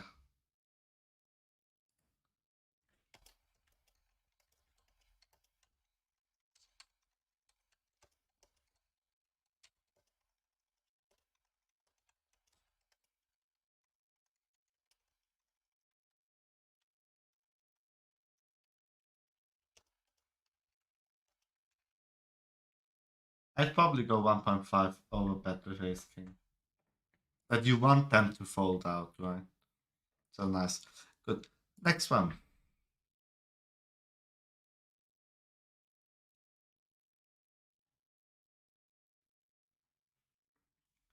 Here I'm not in the small blind. I'm with ace king, with ace queen.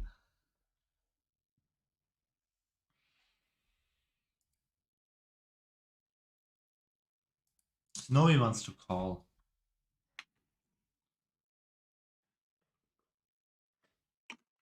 I like that it always goes capital letters on me. This move is wrong. A nice big red and it's wrong. Okay. No need to overanalyze each and every hand. I prefer raising ace queen off here a lot. So you don't necessarily disagree with me.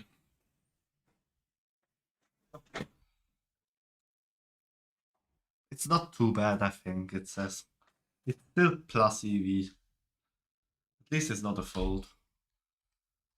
Everyone folds.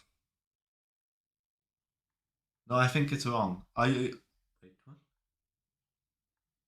Didn't you say I prefer ace queen?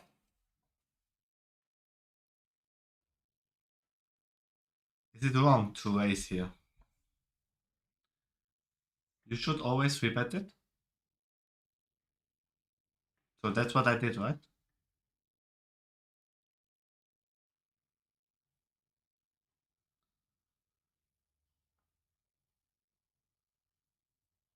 Okay.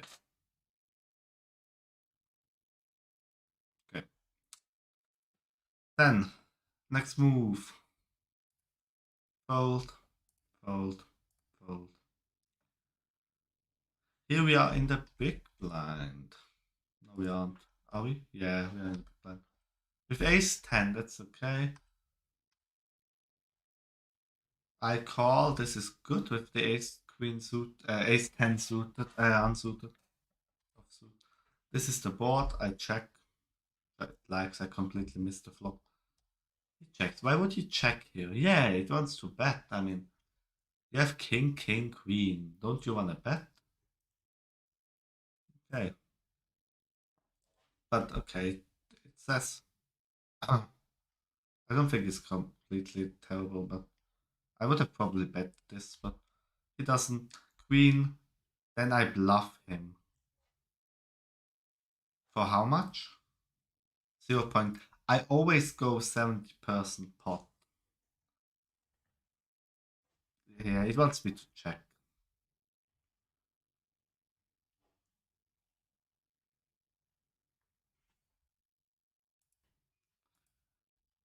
Snowy's advice would be check or bet, but very little. Okay. He calls. Then I check. This is correct because I have nothing. He bets. Sure. I call. Why do I call this? Just no poker players will never play perfectly or even good sometimes. Yeah, I know, I know. I know. I'm also terrible, but my call is correct, it says.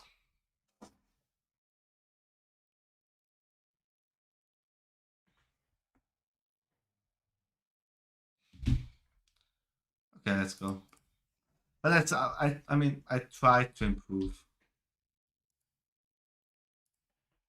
We are in the small blind. Raise. With your opponent raised in mid position, which represents a fairly strong hand out of position and having only a small blind invested, you should play very tight. As this to fold this hand for calling, you need at least king. Okay. You would have called as well. Yeah, I mean, I get it, it's two pairs, and I have an ace kicker, so yeah, I mean, I would have. Yeah. You need to be correct, I think, 1/5 of the time, and I had that there. Yes, the small blind is really. Yes, is at the moment a little bit nasty. It's always a high check raise. Check raises 2x. I always try to defend my small blind. Yes. 10, 10, 9. Off. It's to fold. Afterwards, we're gonna make a chart out of this, but that's just hand examples that I write down. I'm gonna make a chart in Equilab and screenshot that. I mean, oh, I have wait. Small blind. Don't I have small blind ranges?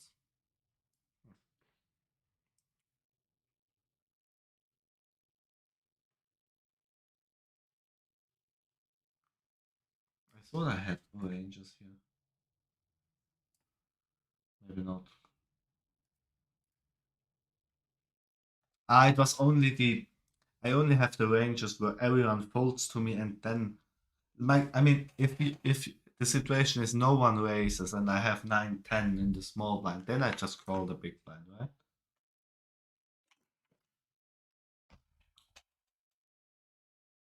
If no one raises, then I just go. But if I raise, then obviously I need to get out of the way. I check, which is okay. Checks. I fold. Yeah, I just want to eliminate. You want to raise? Okay. Folds. Now button. Oh no, cutoff raises, and I have king, queen suit. No, off. It wants me to raise, but I call.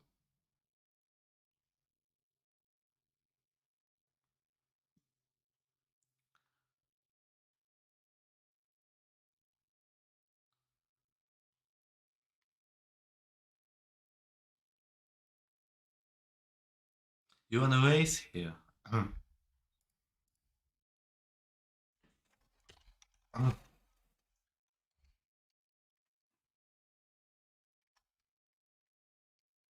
Cutoff raises 2.5 x. We are in the button this time, and king queen offsuit should raise. We wanna be 3 better here. Okay.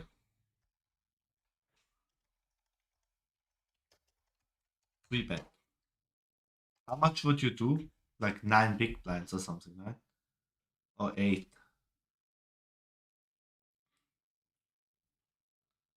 Yeah, betting would be better. Okay. With the sizing, I'm a little bit. I once heard a YouTube video, someone saying, I should 3 bet 3x the amount that he raised plus something that is in the pot. So it's 2.5. 2.5 is like times 3. It's like 7.5. And the pot, it would be like 8 or 9, 7.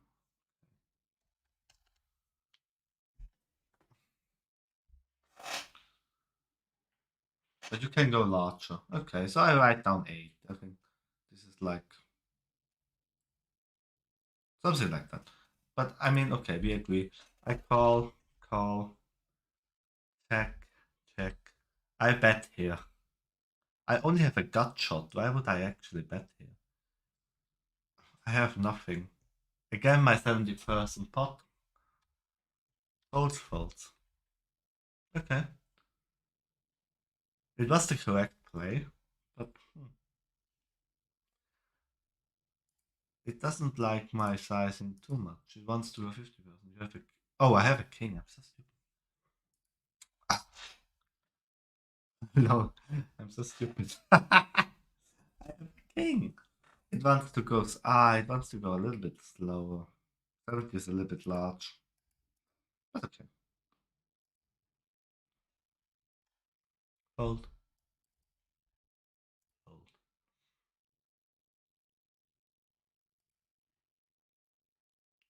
I limp in here. Which is stupid, obviously. I shouldn't do this. I was having a little bit of a good time here. This is obviously wrong. We don't need to debate about that.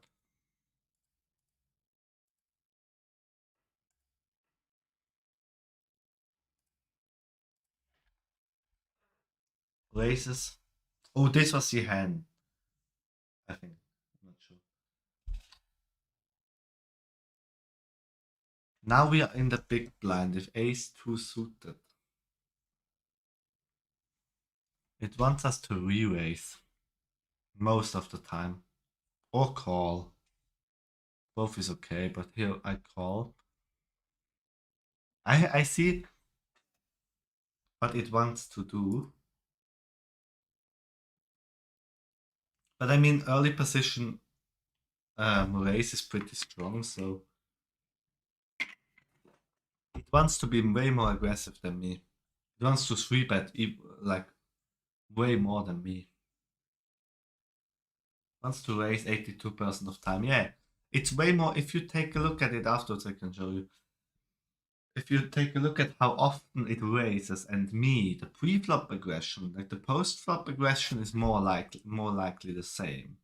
But if you look at the program, its pre-flop aggression is really high.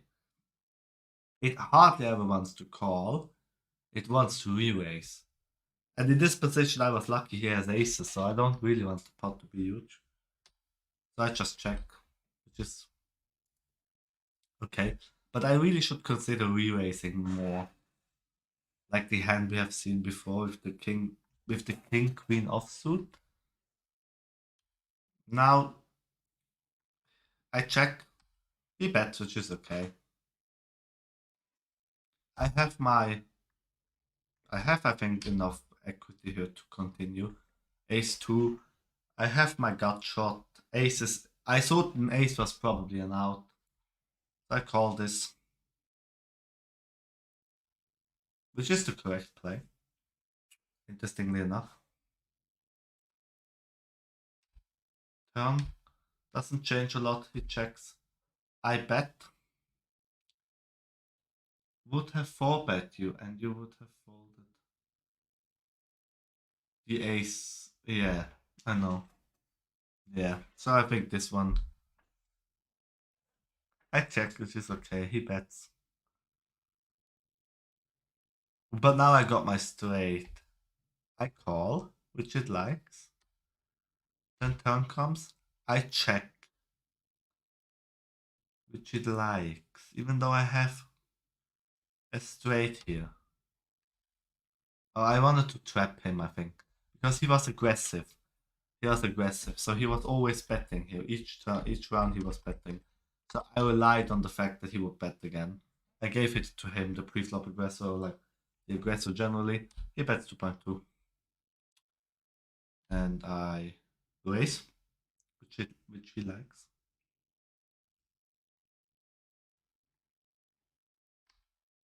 He calls, which he needs to do, I think, with the aces.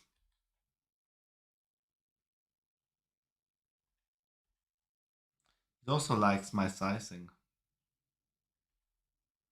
And then showdown. Nice. That was a very important hand.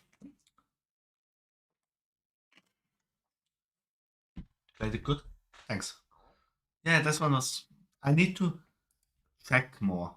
I often bet too much and I need to check more. It also wants to check more. It's very pre-flop aggressive, but it's not really post-flop aggressive. If it doesn't have anything, it often just checks. Yeah, I mean, good one, interesting.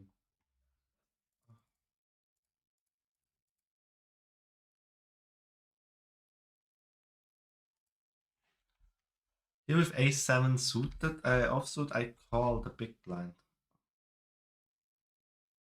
This would be a raise, it says.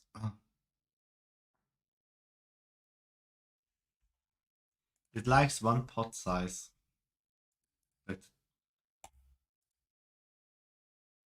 hmm. When opening the pot, it is best to play either raise or fold.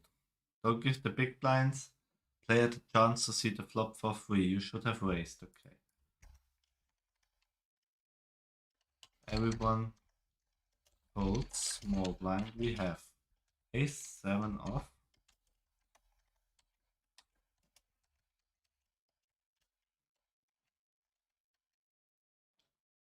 Good. I understand that. From the small blind, do you hardly ever just call the big blind?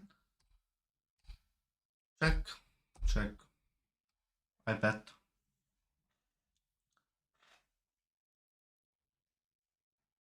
Which it likes. Folds. A little bit of a bluff there. So we are in the dealer position. We get something quite similar as before. Yeah, something very similar.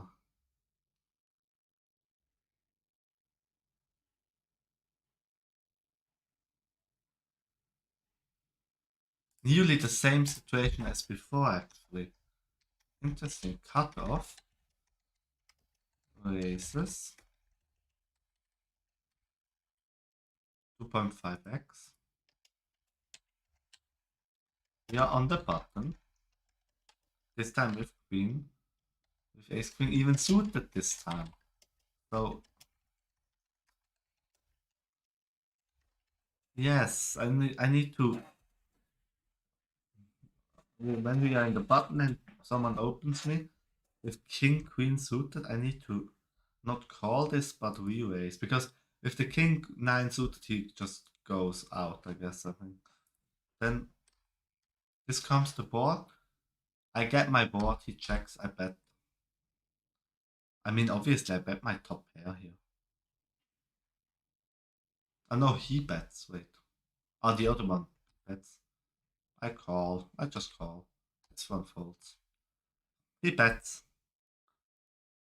I call. He gets his fucking river flush. He bets. I call, which is correct. With my top pair. This is so unfortunate. I didn't think he was really gonna.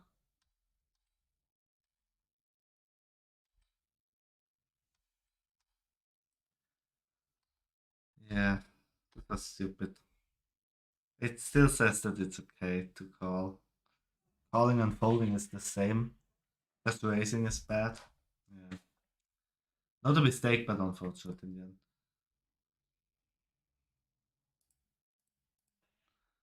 If it likes that I raise.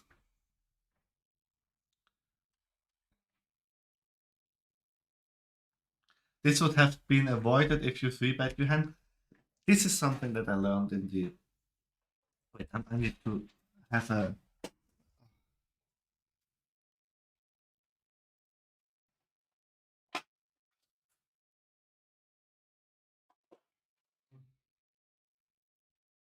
My voice is dying. I need something to swallow. I agree. If your pre-flop game is bad, then you often create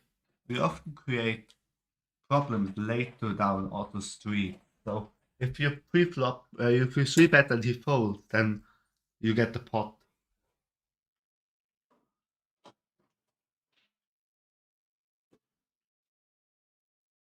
But I mean, it's also difficult with such a hand. What do you do if he 4-bets you then, and you have to fold anyway? But I think it's still easier to play, and you can still hit, I guess.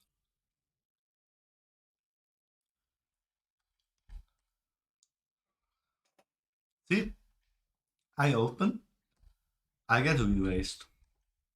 Now I need to fold.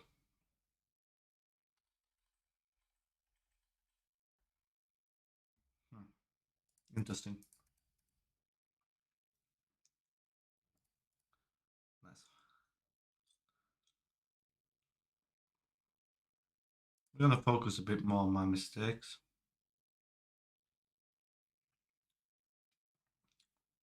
Same mistake.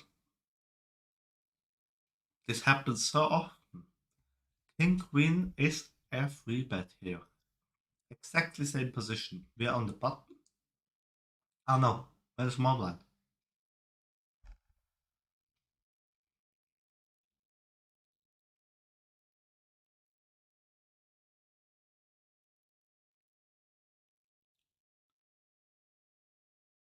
Okay. Nearly same position, small blind. button races.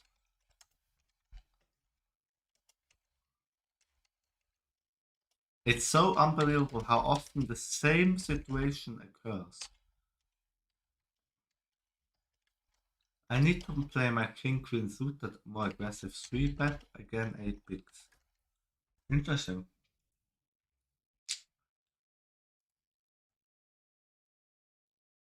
I just call. I call too often. The program is much more aggressive pre-flop. We're gonna play a little bit more afterwards. King check, king queen are hands you wanna rebet, often against the button open the small blind. Okay.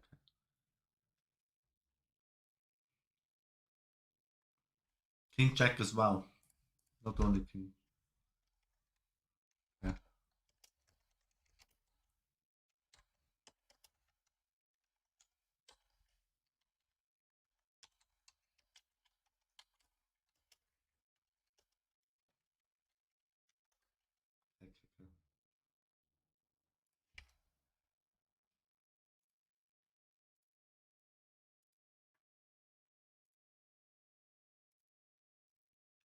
Small blind again. Yeah, obviously I need to fold this. I get the pot. You know what annoys me in poker? You often like this. Check, I bet here, which it doesn't like. And I still get the pot. So often you make mistakes, especially but these are lower stakes games, so people are pretty bad. And you often win pot and you feel good about yourself how you played the hand because you won the pot, but even though it was completely wrong how you played the pot. So your psychological evaluation when what is objectively sound is completely different. It's the same as in chess sometimes, I think. When you sacrifice something and you just make a very nice mate in 5 or something, and then you're like, oh, I'm so proud, good sacrifice, nice spot. And then you look at the engine evaluation, and it's just like there are 3 moves your opponent can find which just completely crush you. And then this is why it's important to analyze afterwards, because otherwise it's just strange. The eye open, which it likes, 3x, and I call, I check. I'm also a little bit. It's nice that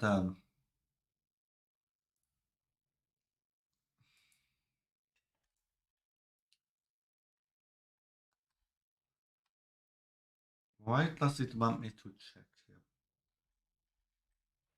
Now it wants me to bet.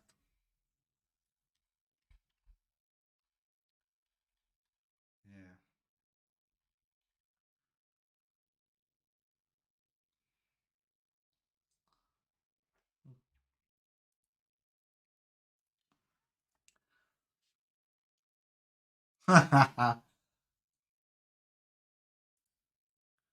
Let's go through.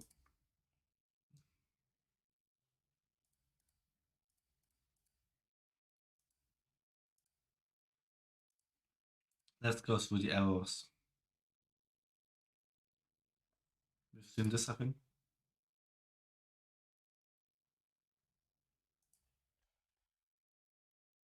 Mhm. Go through them again. Afterwards, play a little bit more.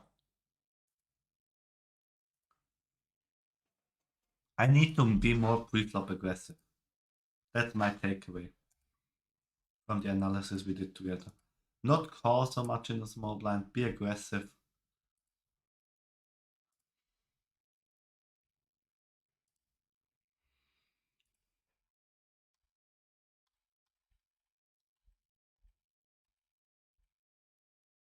Yeah, just wanna bluff. I mean,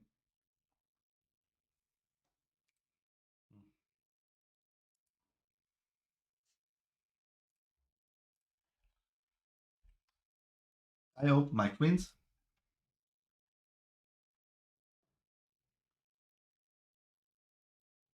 Hello, Choco Check. Welcome to the stream.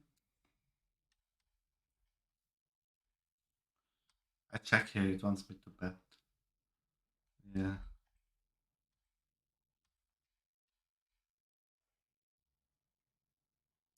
Again, again. I check instead of being aggressive and betting here. I just check, and he bets suddenly. I just call, and now he suddenly gets there. Yeah, just I'm not aggressive enough.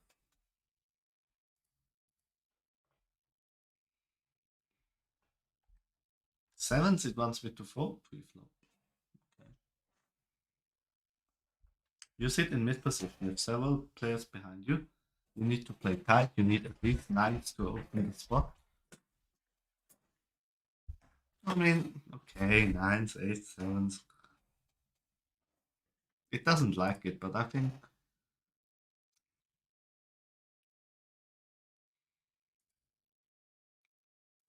Do you like my race? Three bigs.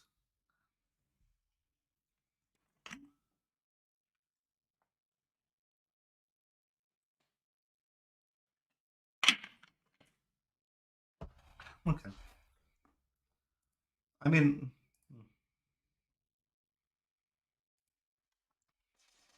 I need to bluff less on the river, but it works somehow. It doesn't like it. It absolutely doesn't like it. Here I limped in with 5-6, which it doesn't like. Okay, that's understandable. That was bad. Here I got a little bit nasty. I didn't. I got more aggressive. This is just bad. Yeah, no.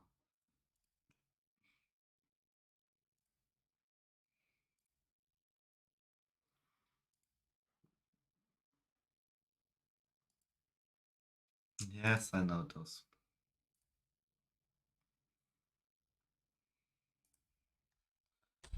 Here I'm in the big blind. It doesn't like my ace-2 suited raise. Why doesn't it like that?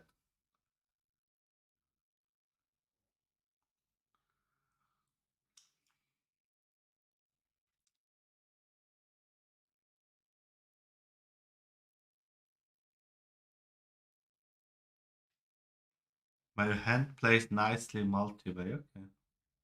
Interesting. Interesting. Okay. Okay. Leave it at that. But I make a lot of post-flop mistakes here. Folding nines in the small blind. But I don't really get it. A little bit too loose. You need at least checks to call. With the nines, you wouldn't call here.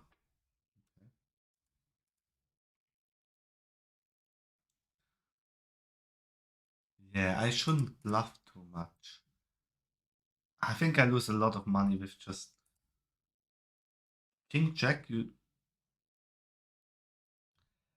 But wait, before it was king check suited was a 3-bet. King jack normal is not a 3-bet? Okay.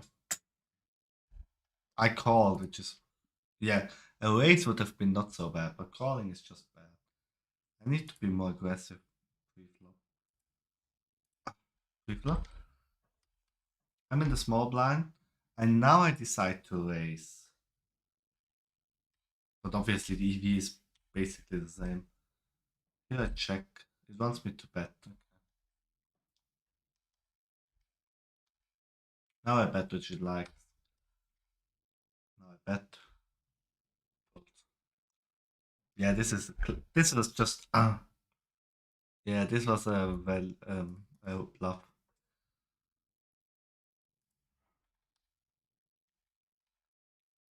I don't really understand how to play small blind. Here I raise. I have ace. I have my ace 10. Aren't I good? I raise, which it doesn't like.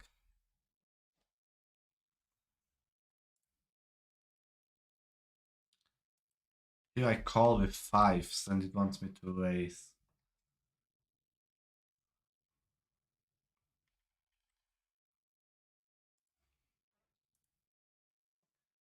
But yeah, I should not call so much. It wants just to check. But I need to bet something here. Oh, I want to have money out of my.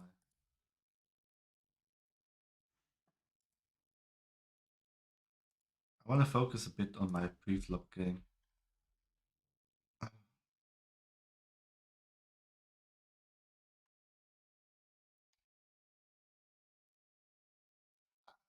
Yeah, I need to be more aggressive pre-flop.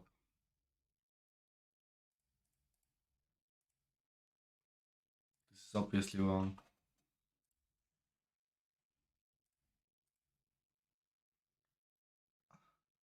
But I mean,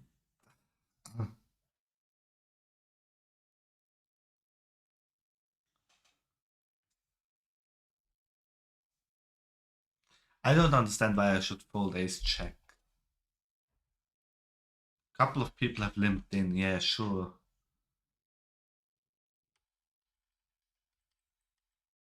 Now I even get my ace. Flush draw? I don't want him to go there, that's why I raise. And they don't, it doesn't like it. Folds. Now, check and I check. Now it wants to bet. Yeah, because now the flush comes. I bet which it doesn't like. Yeah, I should have bet here again.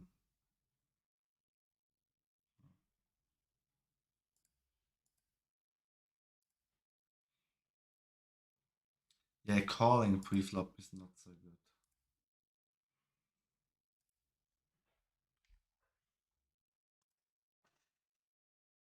Mhm. Nice, okay. I'm gonna go to the toilet quickly and then we're gonna play a little bit more, but then I'm gonna go offline. So I'm right back.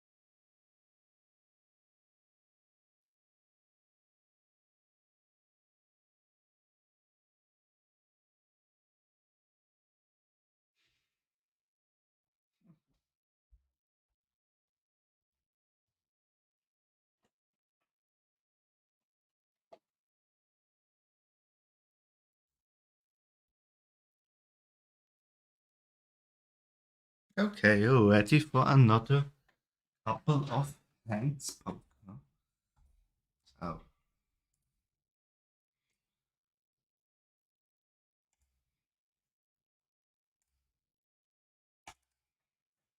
let's open poker again.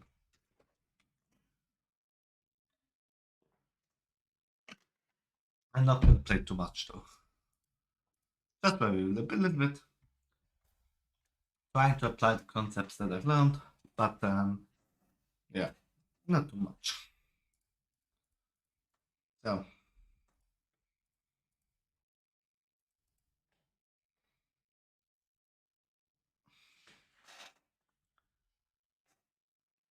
but you agree, FireH, that I need to work on my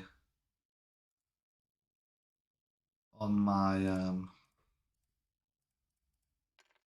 my small blind game, because I think I really make a ton of mistakes in the small blind.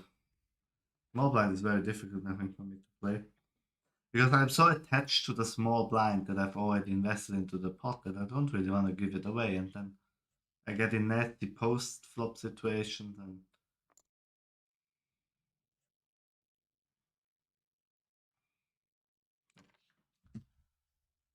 also, for other people in the chat, you are also very welcome to comment something that you have recognized in my game that is not going well.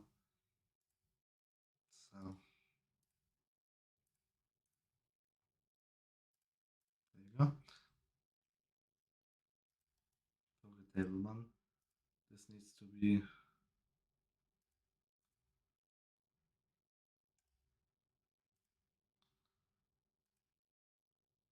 the wrong one.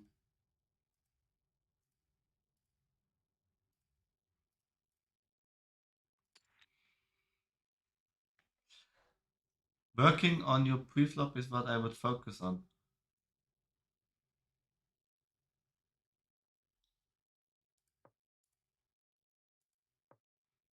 Yeah, maybe. Is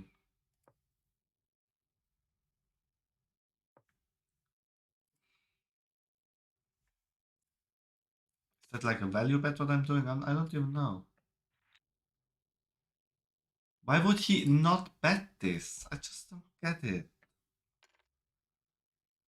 But Jack Queen is not enough strong. King Queen probably, yeah. Now the second table.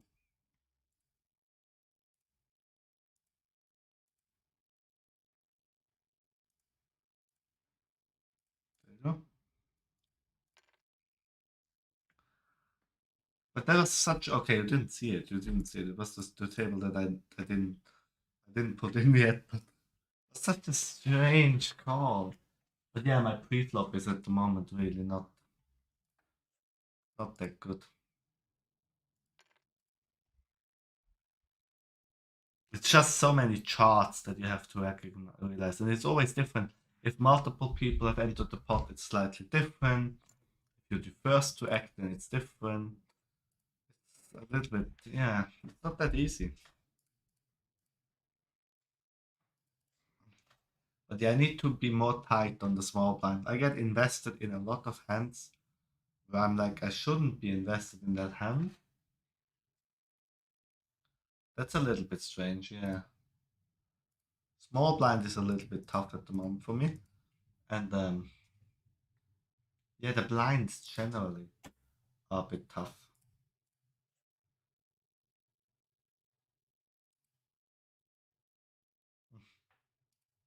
I like these emojis as well.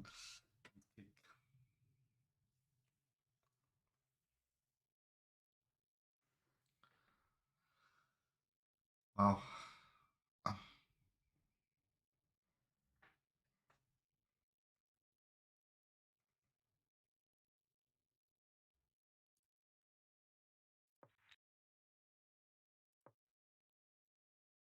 Don't bluff too much here.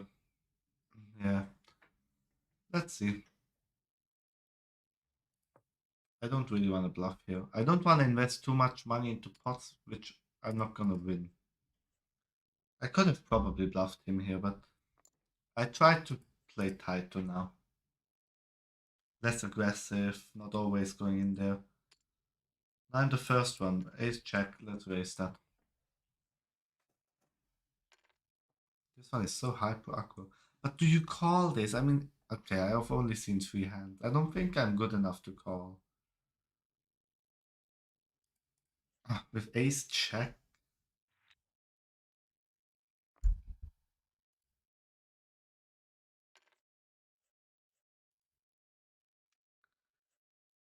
I don't know.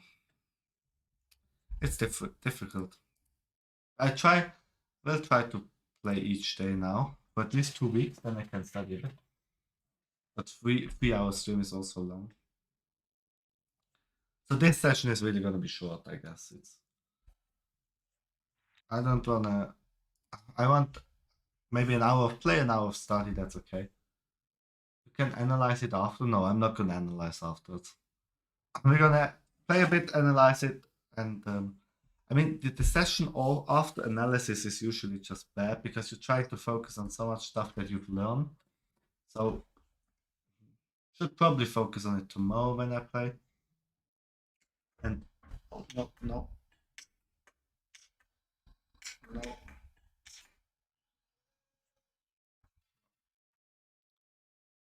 I'm not even sure if Ace 2 is strong enough to open.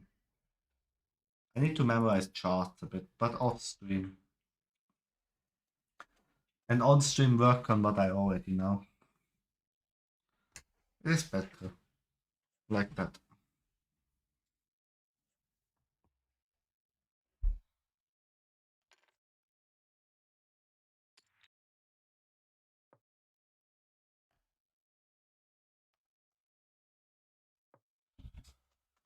Have you had nice Christmas so far, Rich?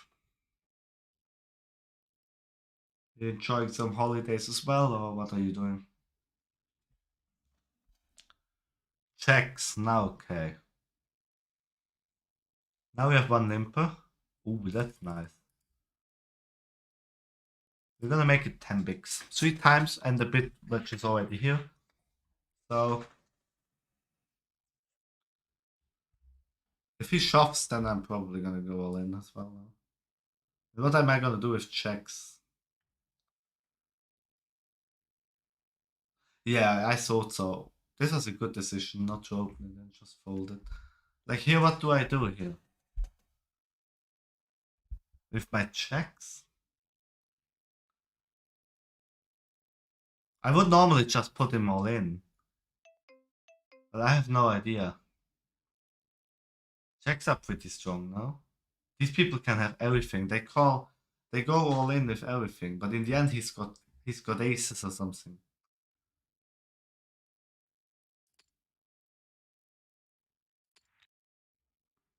Now what do I do? Am I best here again? I mean, I've got top pair, but he can still have queens or aces or something. Let's bluff here. Yeah, nice. But it was probably also wrong. I don't know. If he raises, I'm just gonna put him all in then. I have no idea what he would 3-bet me with. I have no idea about these people's ranges. If he has the aces, then he has the aces. I mean. He has ace king, yeah. Ace king, ace queen, something like that. At least no flushes here. Tens would probably, if he's really loose, I mean, he could have re-raised me there with tens, I don't know.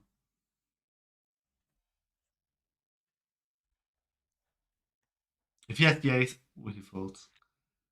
This is something that I would be very interested in here. This spot. This was very tough. Would you have shoved all in? Pre-flop here. He raises 3 bigs, I make it 10, he's gonna make it 25.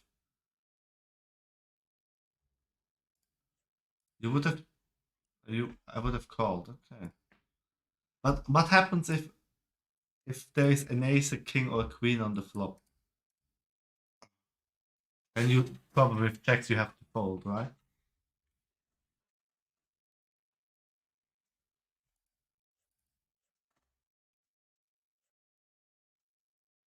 This is such a tough spot sometimes. Then we fold.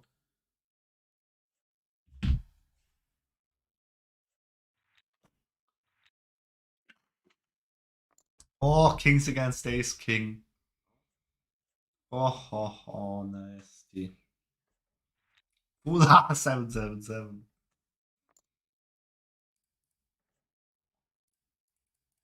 At least we got value out of this, even though we might not have played it perfectly. You can analyze it. I'm not sure if it's a call or fold there. Okay. Yeah, let's analyze it, but not today. Maybe tomorrow.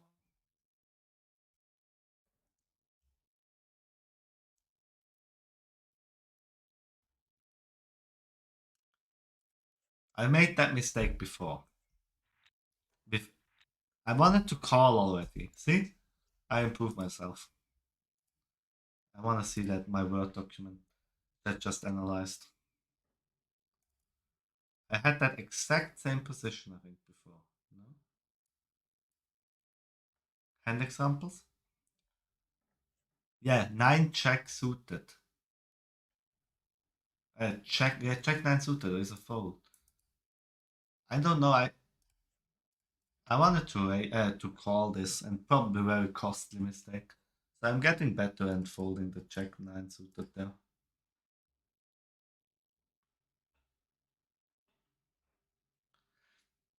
This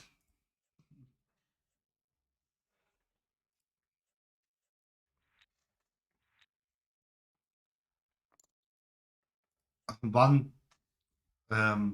probably 2 big blind saved right there because not calling, just folding. This is so nasty spot.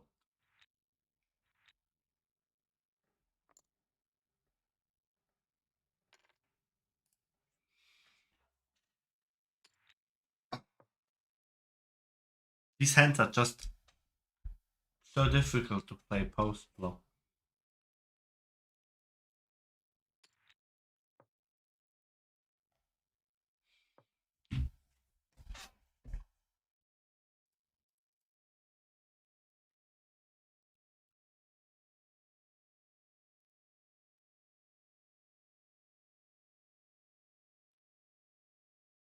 Hmm.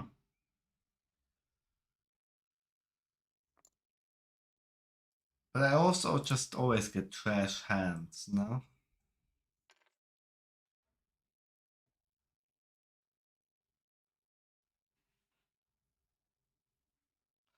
Such a thing, I'm not so sure. King 10, I don't think I open this. I think on the button I could open. Maybe, I don't know.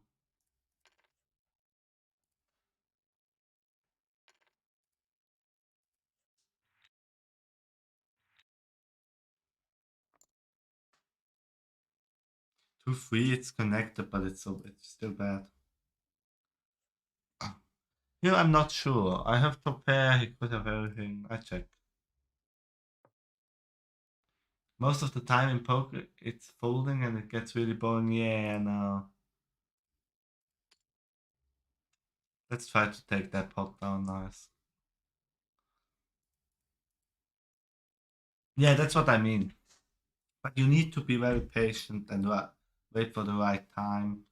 And these are the big blind defense is also something I need to study a bit. I have no idea how to do here with ace 9 also.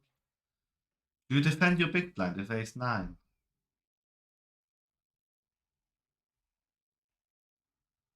Let's let it go. Let's be a little bit more tight now. We were more loose before, and now we're gonna be a little bit more tight. I think these are the cases where you let it go. Okay, it's a little bit difficult for me sometimes because I'm still learning when to defend the blinds and when not. Because I want to defend ace 9 there. Okay.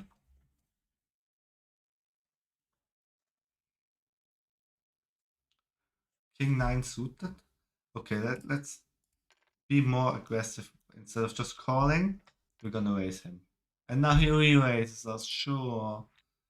Come on. I don't get it. Is it now a 1-on-1? No, I don't like this.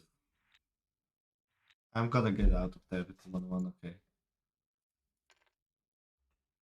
Heads up. Heads up, I have no idea how to play, that's fine. Okay.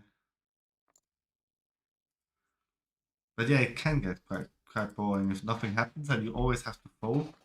I played with a friend of mine who folded, I think, out of 50 hands, he played one raise with his aces from early position, and then everyone folded. And then he had to fold for 50 times. In the big blind, you want to defend a lot of hands like ace 9 off. Okay. Do you defend all the aces? Do you defend all aces from the big blind? Because I don't want to be exploitable, like defending stuff and then he c-bets and then I have to fold anyway.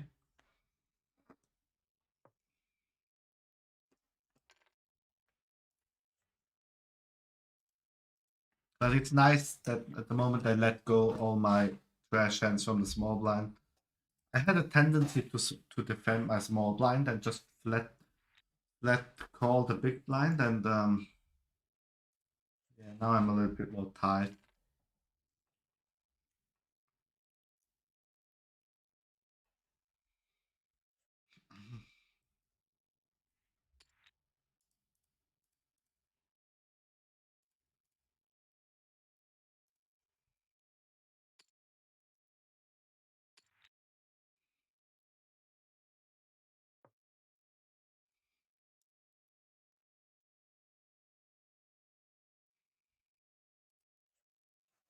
I would think it would be so cool if I could make a bit of money with poker and streaming at the same time, like as a side hustle or something, while doing university and while teaching a bit.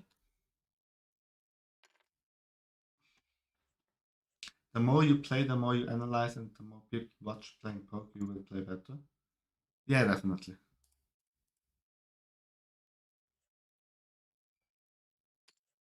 Yeah, but queen jack suited, unsuited. Do you defend this?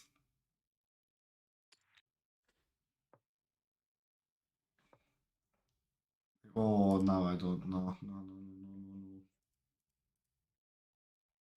Oh, yes, I would have defended, but not against 14. Against 2.5, I would have defended. Oh, post reflop all in. Not anymore, yeah. Do you open ace 8 here?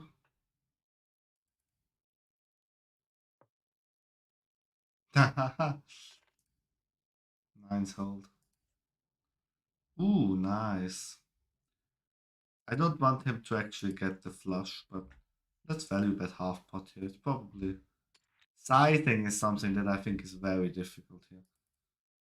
Do I bet 70% pot or do I just half a little bit more? 60%? I don't want him to go out. What does he have? I have a full house now. 70% would be a lot. Does he call this?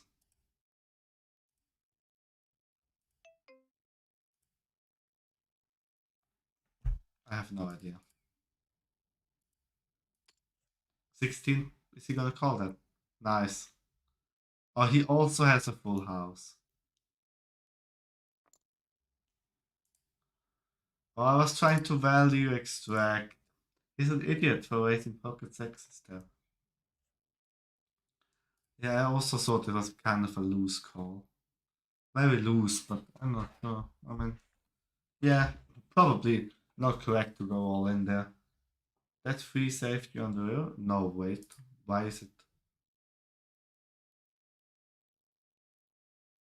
Oh, he flopped full house. Oh my god, how lucky. I didn't even realize the free. But basically the only card that helped me. Wow. Let's represent something here. Okay. Let's now overbet pot with the flush route. Yeah? Yes, worked. We learned something before. But yeah, that really saved me. I mean, sometimes in poker you just get lucky with like you flop a set or like a full house. I mean, how lucky can you be?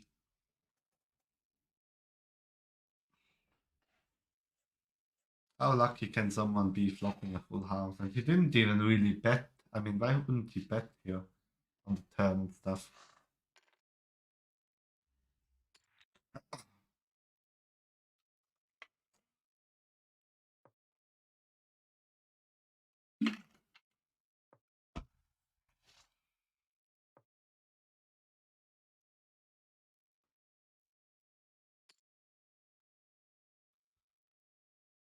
I'm gonna listen to something quickly. I'm gonna.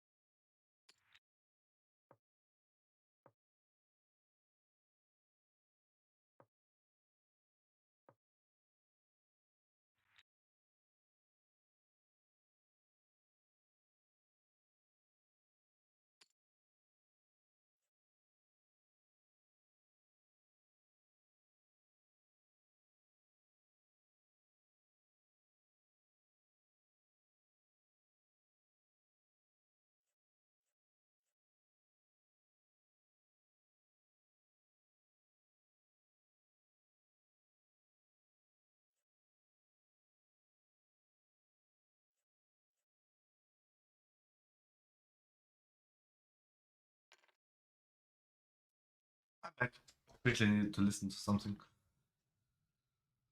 Yeah. I'm really 10 big blinds down here. We've been streaming for 3 hours.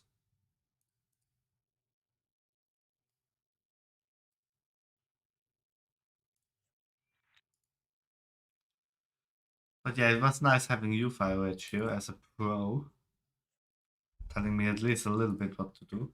And we are still in the profit even in the second session, which I didn't think. But I made some correct calls, which I would have made incorrectly if it was for without the study.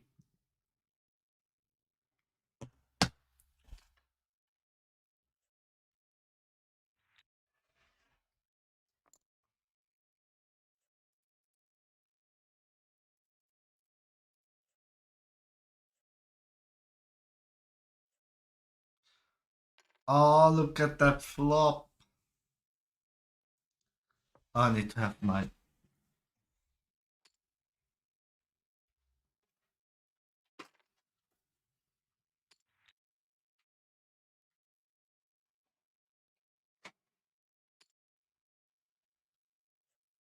But I think I haven't had aces today. Or kings. Did I have aces or kings?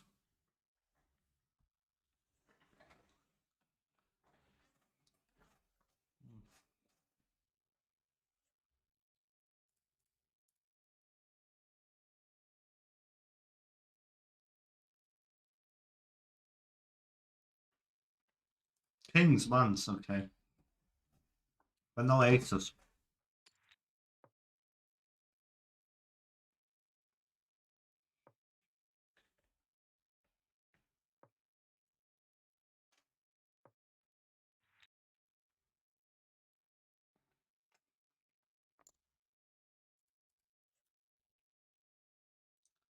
I'm hyper tight here. 10%, 8%, because I have nothing.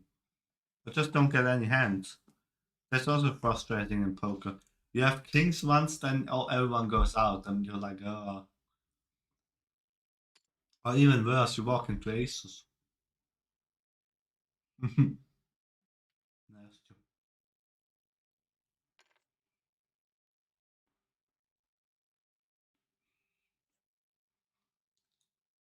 Normally in the streams, especially when we gamble, I lose money.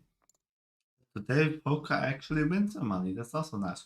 One time playing poker, I played 3 hours. Got no hands. I was so mad. Yeah, it's so nasty. I just need to be so patient because you need to be ready in your mind. Also, when you're playing live poker, you need to be focused. And you can't, after 3 hours, you sit there all grudgy like this and very tired. And then you have aces, and then you look hyper focused and stuff, and everyone thinks, okay, now he's got a fucking good hand. Someone just got beaten with a straight by a flush. Yep. Flop the straight. 8, 9, 10, jack, queen. And the flush draw. And the other guy got to it. This one is also probably has nothing. And it's hyper aggro.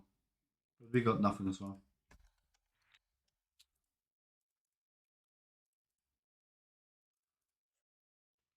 But yeah, it's so nasty playing for 2 hours and 3 hours and getting nothing.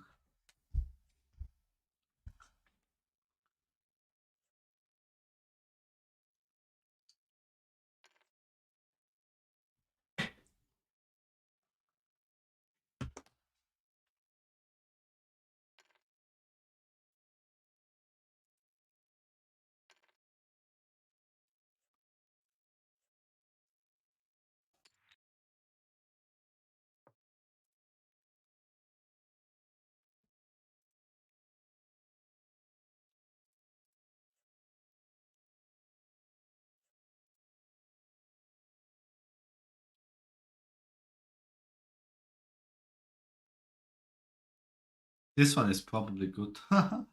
400 big blinds.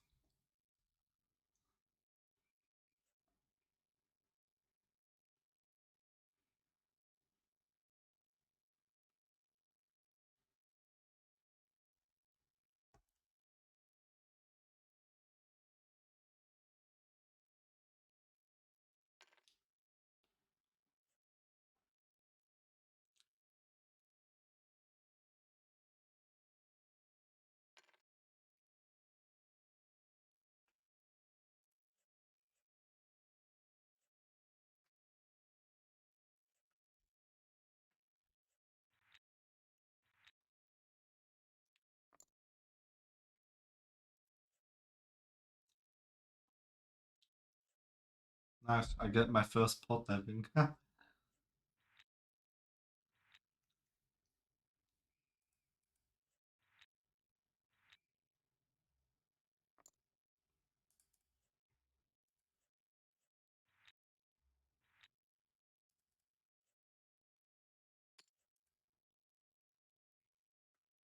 I really don't get anything. So nasty.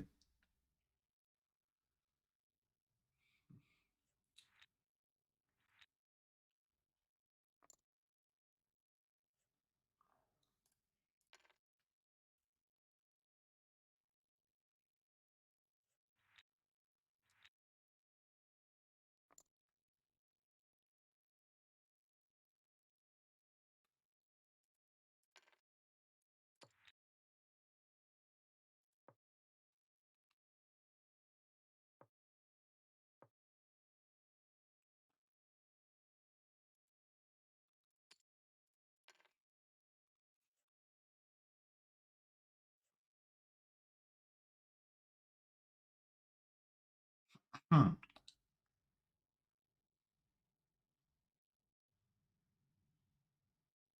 Okay.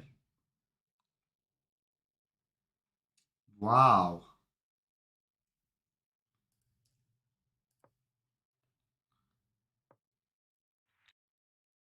He has to stray. Completely random. But yeah, okay, we just let him. We let him get it. Yeah, my own fault.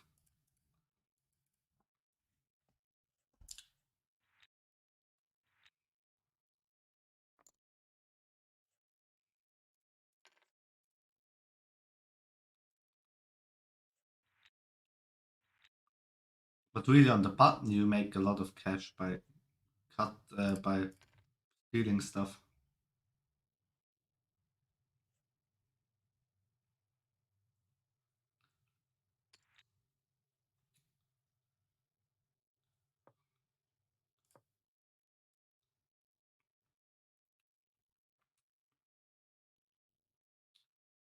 Now he's gonna represent the king, and I have to fold.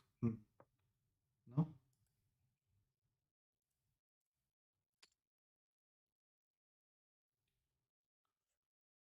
again, 70% is maybe not too much. Maybe I should go pot size. I don't know.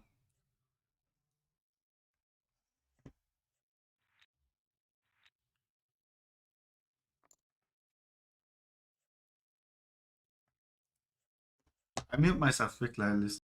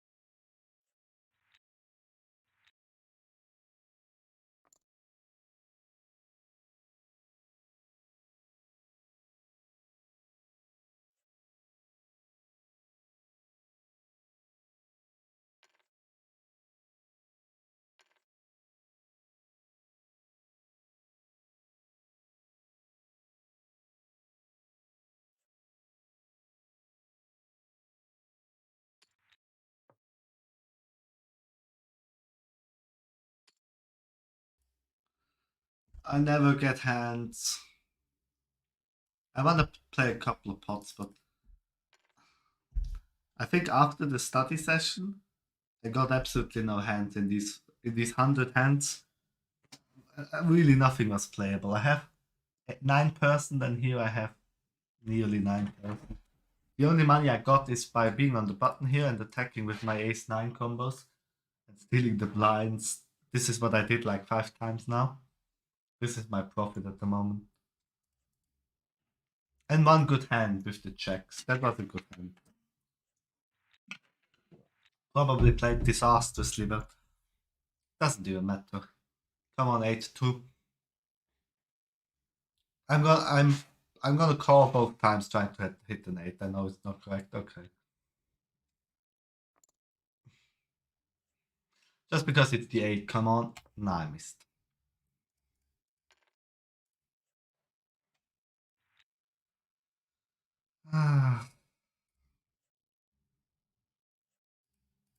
Are the blinds getting stolen so easily? Come on, just go away. Nice. I realize these people, they hardly ever defend their blind. I am now nearly 20 big blinds profit after how much? That's my app saying. 35 minutes of playtime. With these hands, I think I'm happy with a profit. Nearly 10, I'm not even 10% of hand seen. That's also my image. Maybe they fold the blinds too often because they think I have nothing. Oh, like I have something. Nice. Okay, please. Now, one time, just re-raise me. Stay in there. Come on, have something, please, guys. Now you have something, please. This one is gonna call, right? He's gonna re-raise. He's gonna re-raise. Come on, we believe in you. Ooh, yeah, re-raise.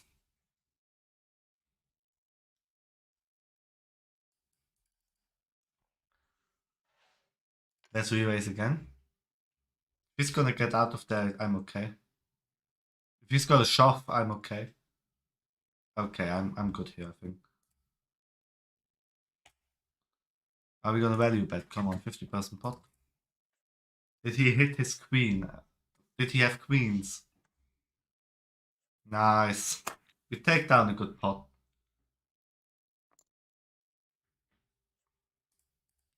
Your 4-bet size should be around 22 to 24 big blinds. Yep, that's what I did, no? Pre-flop. I raise, he 3-bets. 24.5 is what I did. Let's see if I can get a backdoor flush. I have my 7. Do I have the equity to continue here? Letting you know. Okay, nice. Oh, do I have the equity to continue here? Now he overbet.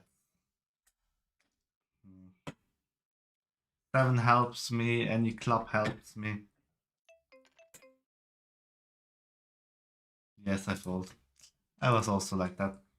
But yeah, thanks for the info. I think 24 was a good 4-bet size here. But also a good, at least I get, I mean, how much did I get out of the aces?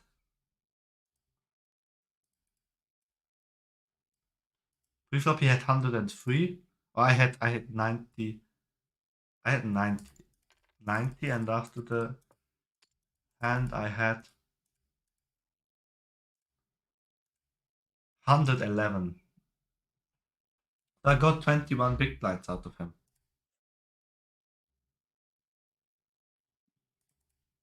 Which is nice. For the aces, I guess. If I get 21 big blinds always with the aces, I'm always happy.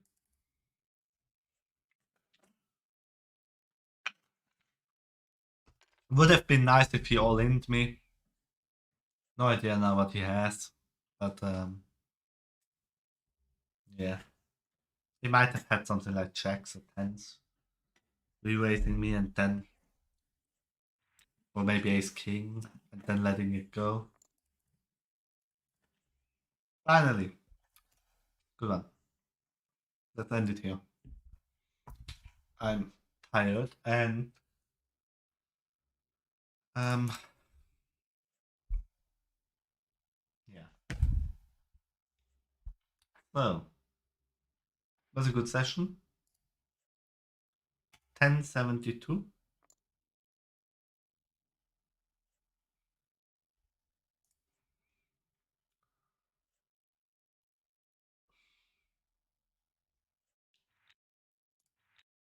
Well, 55. Putting it in my app, which is a total profit of $2.65, which is good. So in total, we made a profit today of $16 in 2 sessions, streaming for 3 hours. Not bad. While also learning something, which is more important to me.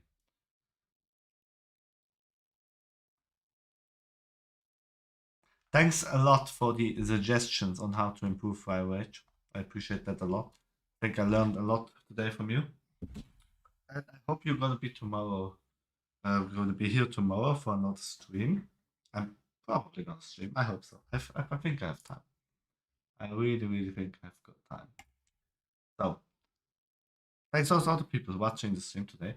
I hope you liked something you saw today. You learned something as well. I wish you very good day, Fire Rage. I hope you are getting a bit better with your sickness. Um, and you could enjoy yourself today watching the stream a bit and distracting yourself a bit from being sick. Have a nice day, guys. All the best to you. Enjoy the rest of your Christmas and the holidays. And see you next